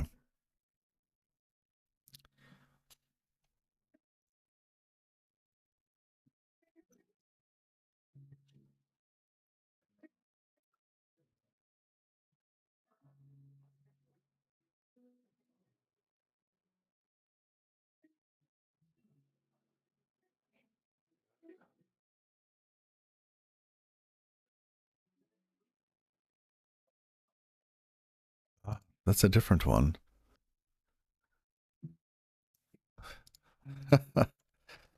Okay.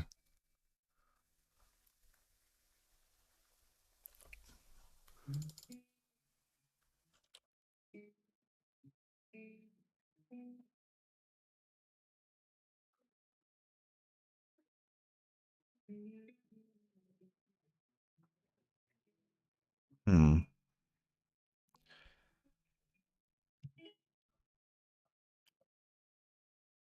Okay. This one, finally. Oh, interesting. We did receive both. Ah, I meant to have it after this.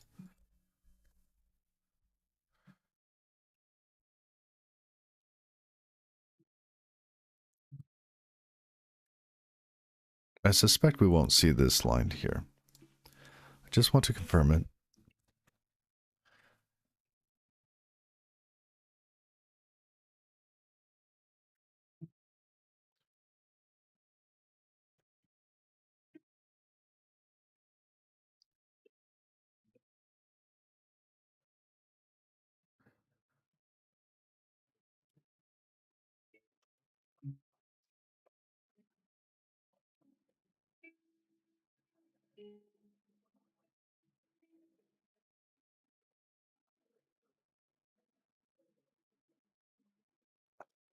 It's succeeding now.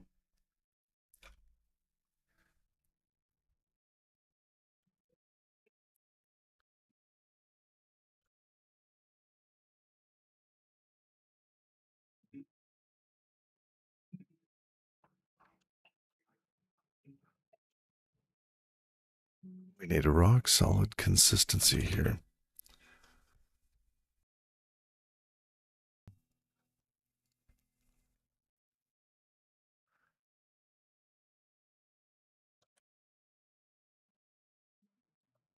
Wow. Heisenbug. Add a little logging.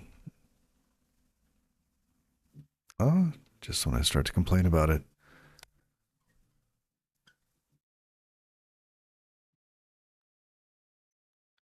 Which one?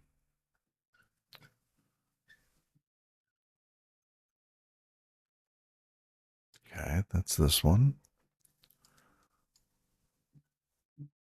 1, 2. Okay, we are not seeing the last bit. Hmm.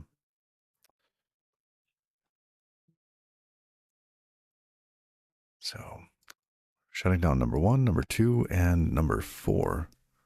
Ah, number 3 is shutting down as well.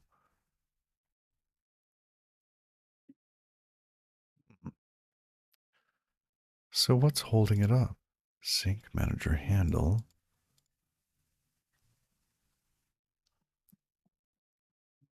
So this here, what is that? It's the result of this run sync manager, which we await. Right. Sync manager.take. All right, it's inside of an option. And then we run it. And then await whatever the result is. Run has a handle that we return, right? Yes, we return this handle.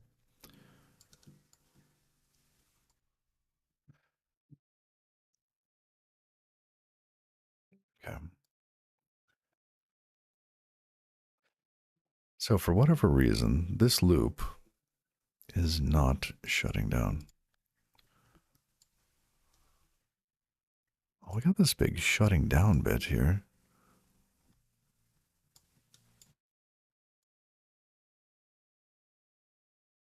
Hmm. That looks like it's done to me.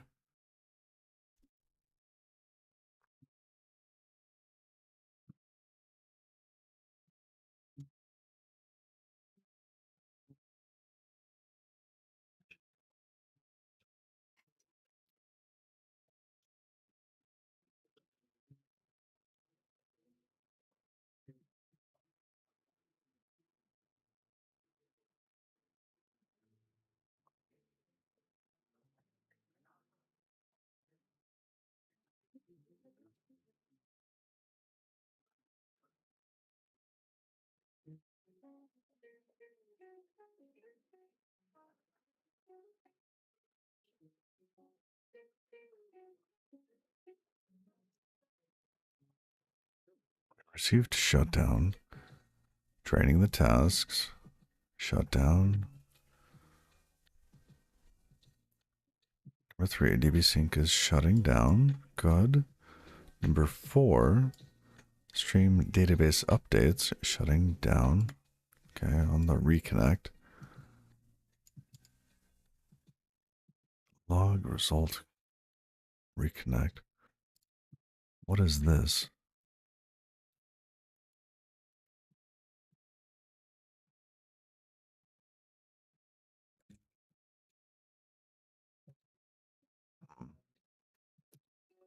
Ah, okay.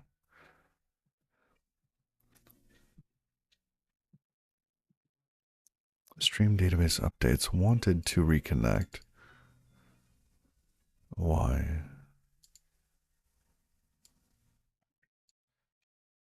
No. It's saying it's shutting down, but it was in the reconnect branch, if I remember correctly.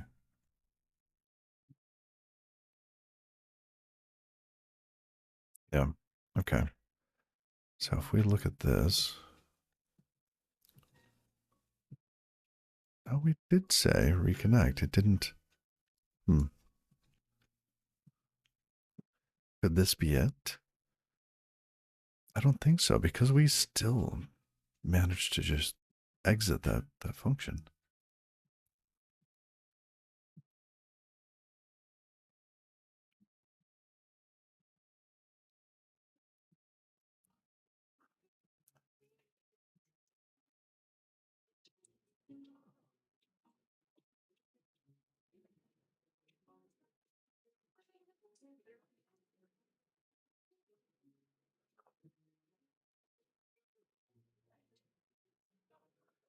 And this should have been notified.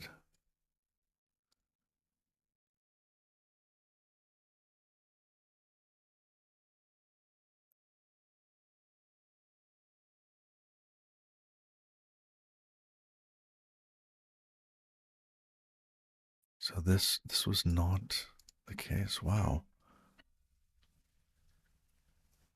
I'm surprised.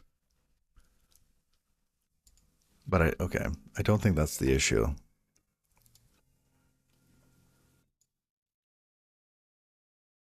Because even if we went into reconnect, the place where this,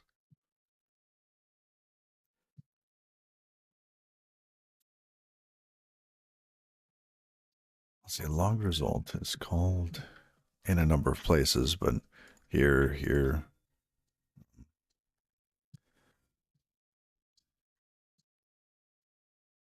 one of the tasks exits. So we notify everybody that they should stop.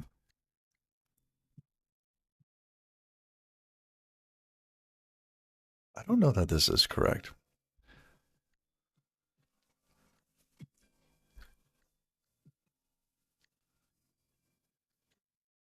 That is interesting, Dojo.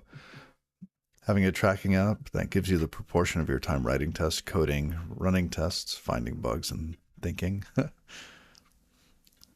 That would be interesting.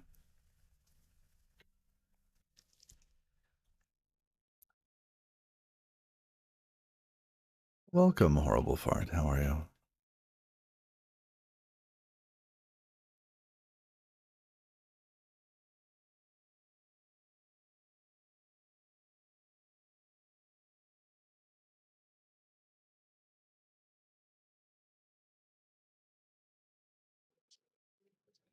I thank you.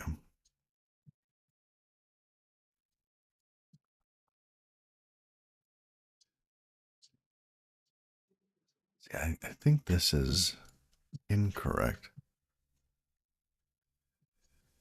I don't think that we should let them all know that they should shut down because we might have received a reconnect. If we need to reconnect, we just break. This is really the shutdown loop.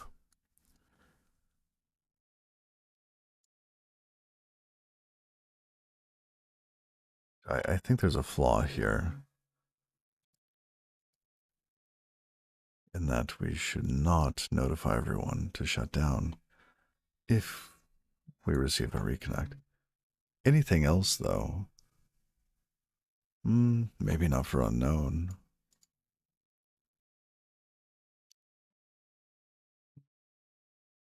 Feels like this section right here,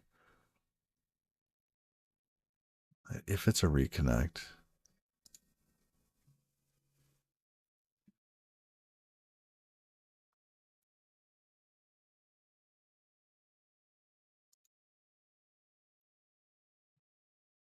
yeah, we haven't been testing reconnecting at all.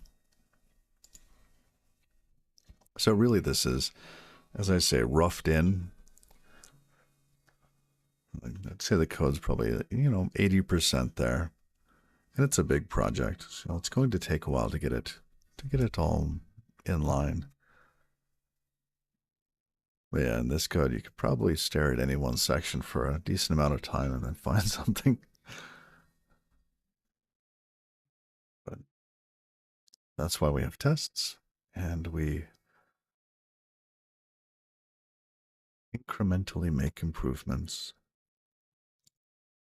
So right now, we're just wanting this to exit cleanly. And these other things like this notify, probably because it wasn't shutting down, it was not shutting down correctly before. So we have our join result.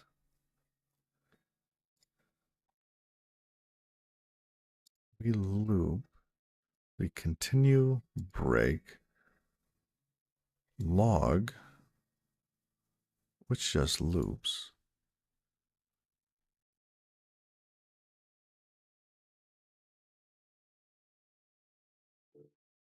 So in this case, we want to hit this case.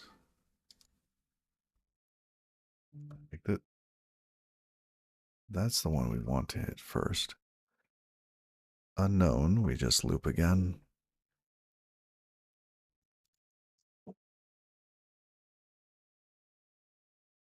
All right. Let's take that. Because if the first one, like nobody else is going to shut down, right? And we need to get out of this as quickly as we can.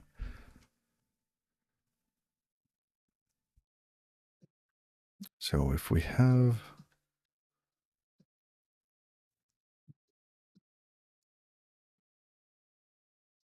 a reason, we break. But if that reason is reconnecting,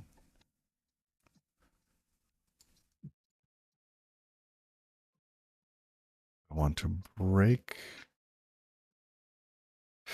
Oh, wait. Is this just for, where are we? Hold on, let's put that back real quick. We're inside of, this is the client connecting to the archive server. We have our connection. Where's our connection? Connection result here. No, it is correct, because if we need to reconnect, we have to kill all the other tasks and then reconnect. That's right. Okay. So we do have to notify everyone, even in a reconnect.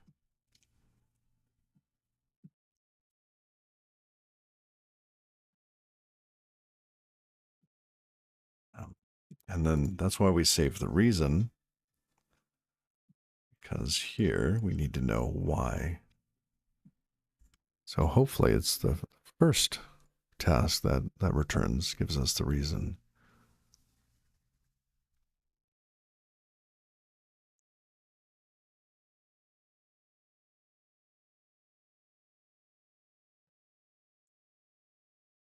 Did you reconnect or unknown? Okay. That means that any task shutting down borks this whole thing. It stops it, which I think is okay at the moment, but I have plans later.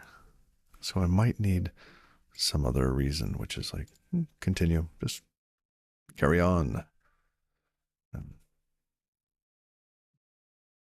So a continue up here. Yeah, I could see this changing in the future. Okay. That's not a today thing, though. But we are getting to this point where we're shutting down. We're getting out of the loop.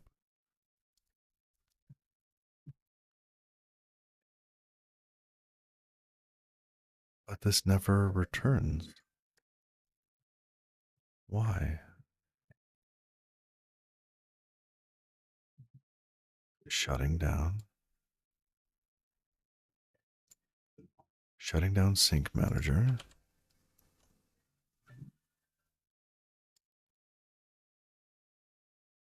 Here. Shutting down. We break outer. We go into shutting down. Oops. Here.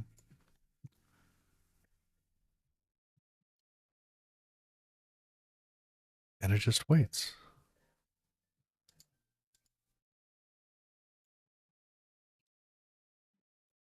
Is okay. So we see this log line, but it doesn't return. Why is that? Bizarre. Maybe a drop is holding it. Maybe. Unlikely. Very unlikely.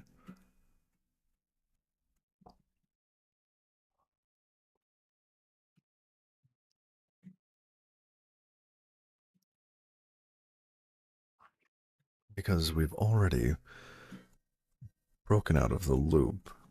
So the only thing that would drop would be this arc. And then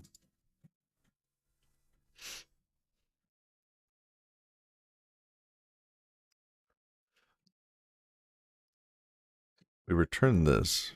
I don't think we have to. It's sync manager.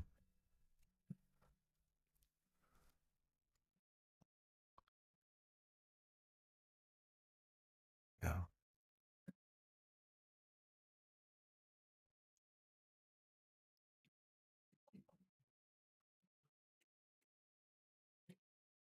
What else could hold that? What could hold that open?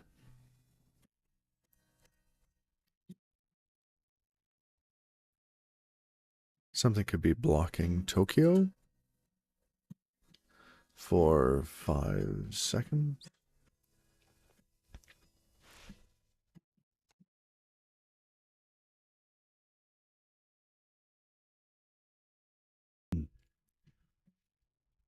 I wonder. Is there what I heard of something? Was it Tokyo console? I wonder if that would help.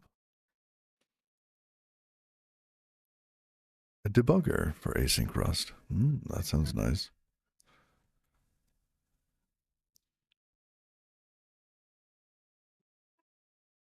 A wire protocol tool for displaying and exporting diagnostic data.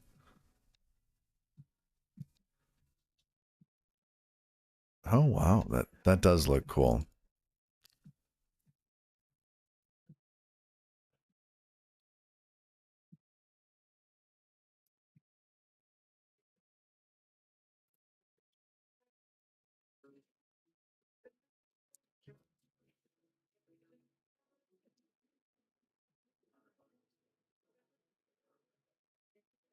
To instrument an application using Tokyo as a dependency.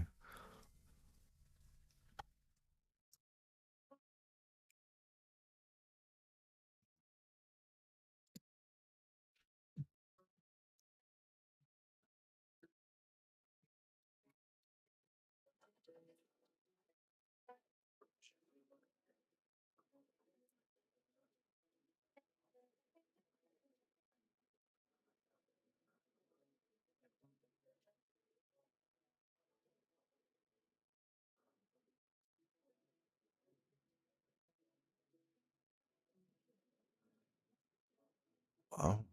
Wow. So that could be, we could take a look at that. That would be fun.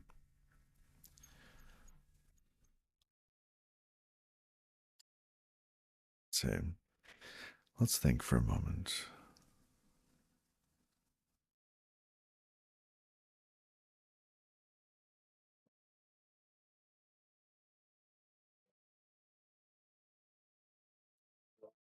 Because it says it's shutting down.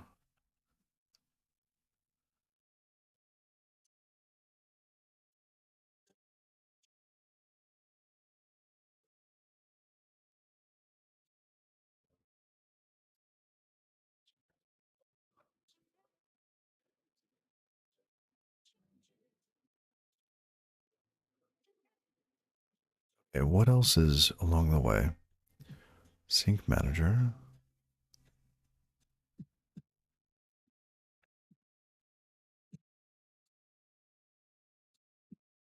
Ah, what's my favorite technique for finding if something is blocking?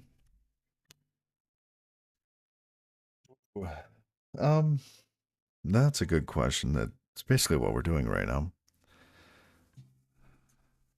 I like to do a quick analysis and see if there's anything that just jumps out at you. In this case, I have some logging, and so looking through the logging, the flow of what's happening, but we very clearly see that it's saying it's shutting down.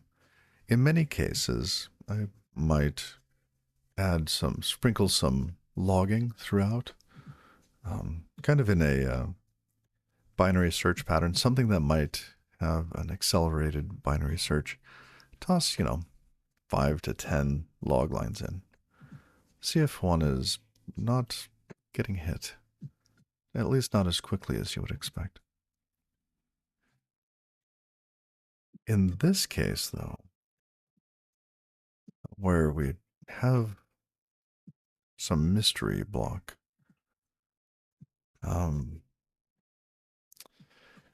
I would look at the number of tasks that are spawned. Now, you may have noticed that I've named them number 1, 2, or numbered them 3.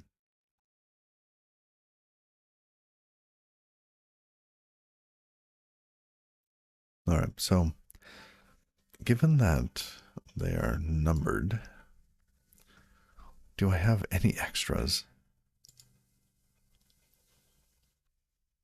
But even having extras, we're in a multi-threaded runtime now. It's going to be using many cores.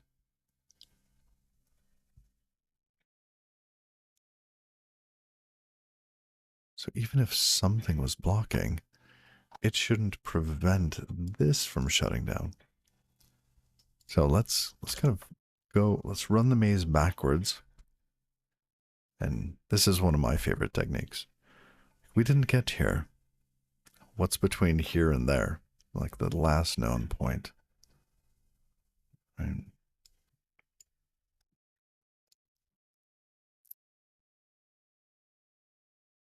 Run sync manager. We are awaiting the running of it.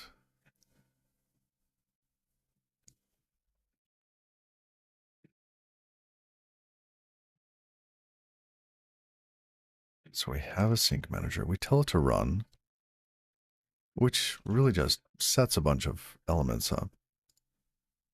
And we have a little utility function. We have a spawn blocking. Okay. When the server starts up, we want it to block and checksum everything. So that's what this does. Return self. Here we spawn a task, keep a handle, we clone the shutdown signal.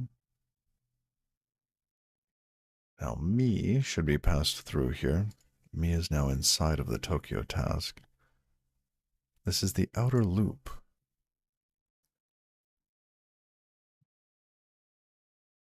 So coming down, we see that hitting, and this. And that's the end of the async task. There's nothing else there. At least nothing else that we see.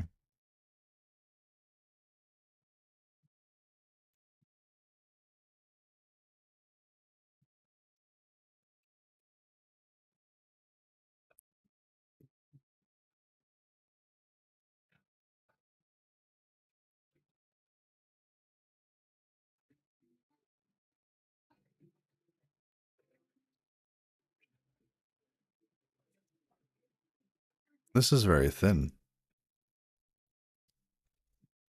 Should be right there. We await it.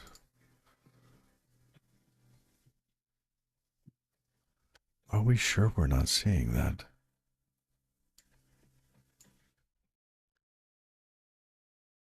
We see these two.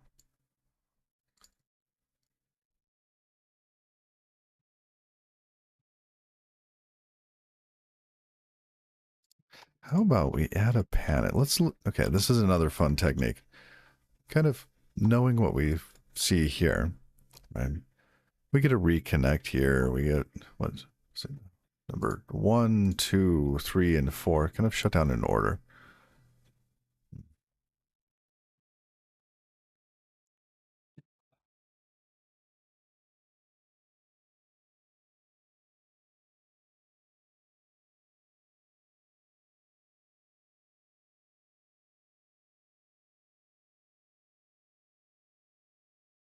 Actually, I've got to run to work, unfortunately. So let's give it a raid real quick.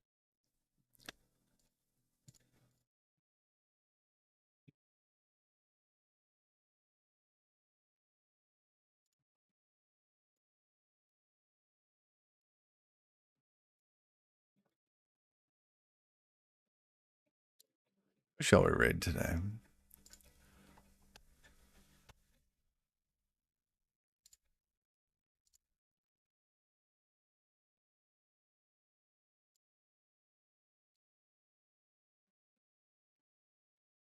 Let's raid Adam. I gotta run though. It's been fun. We'll pick this up later. Till next time, y'all. Bye bye.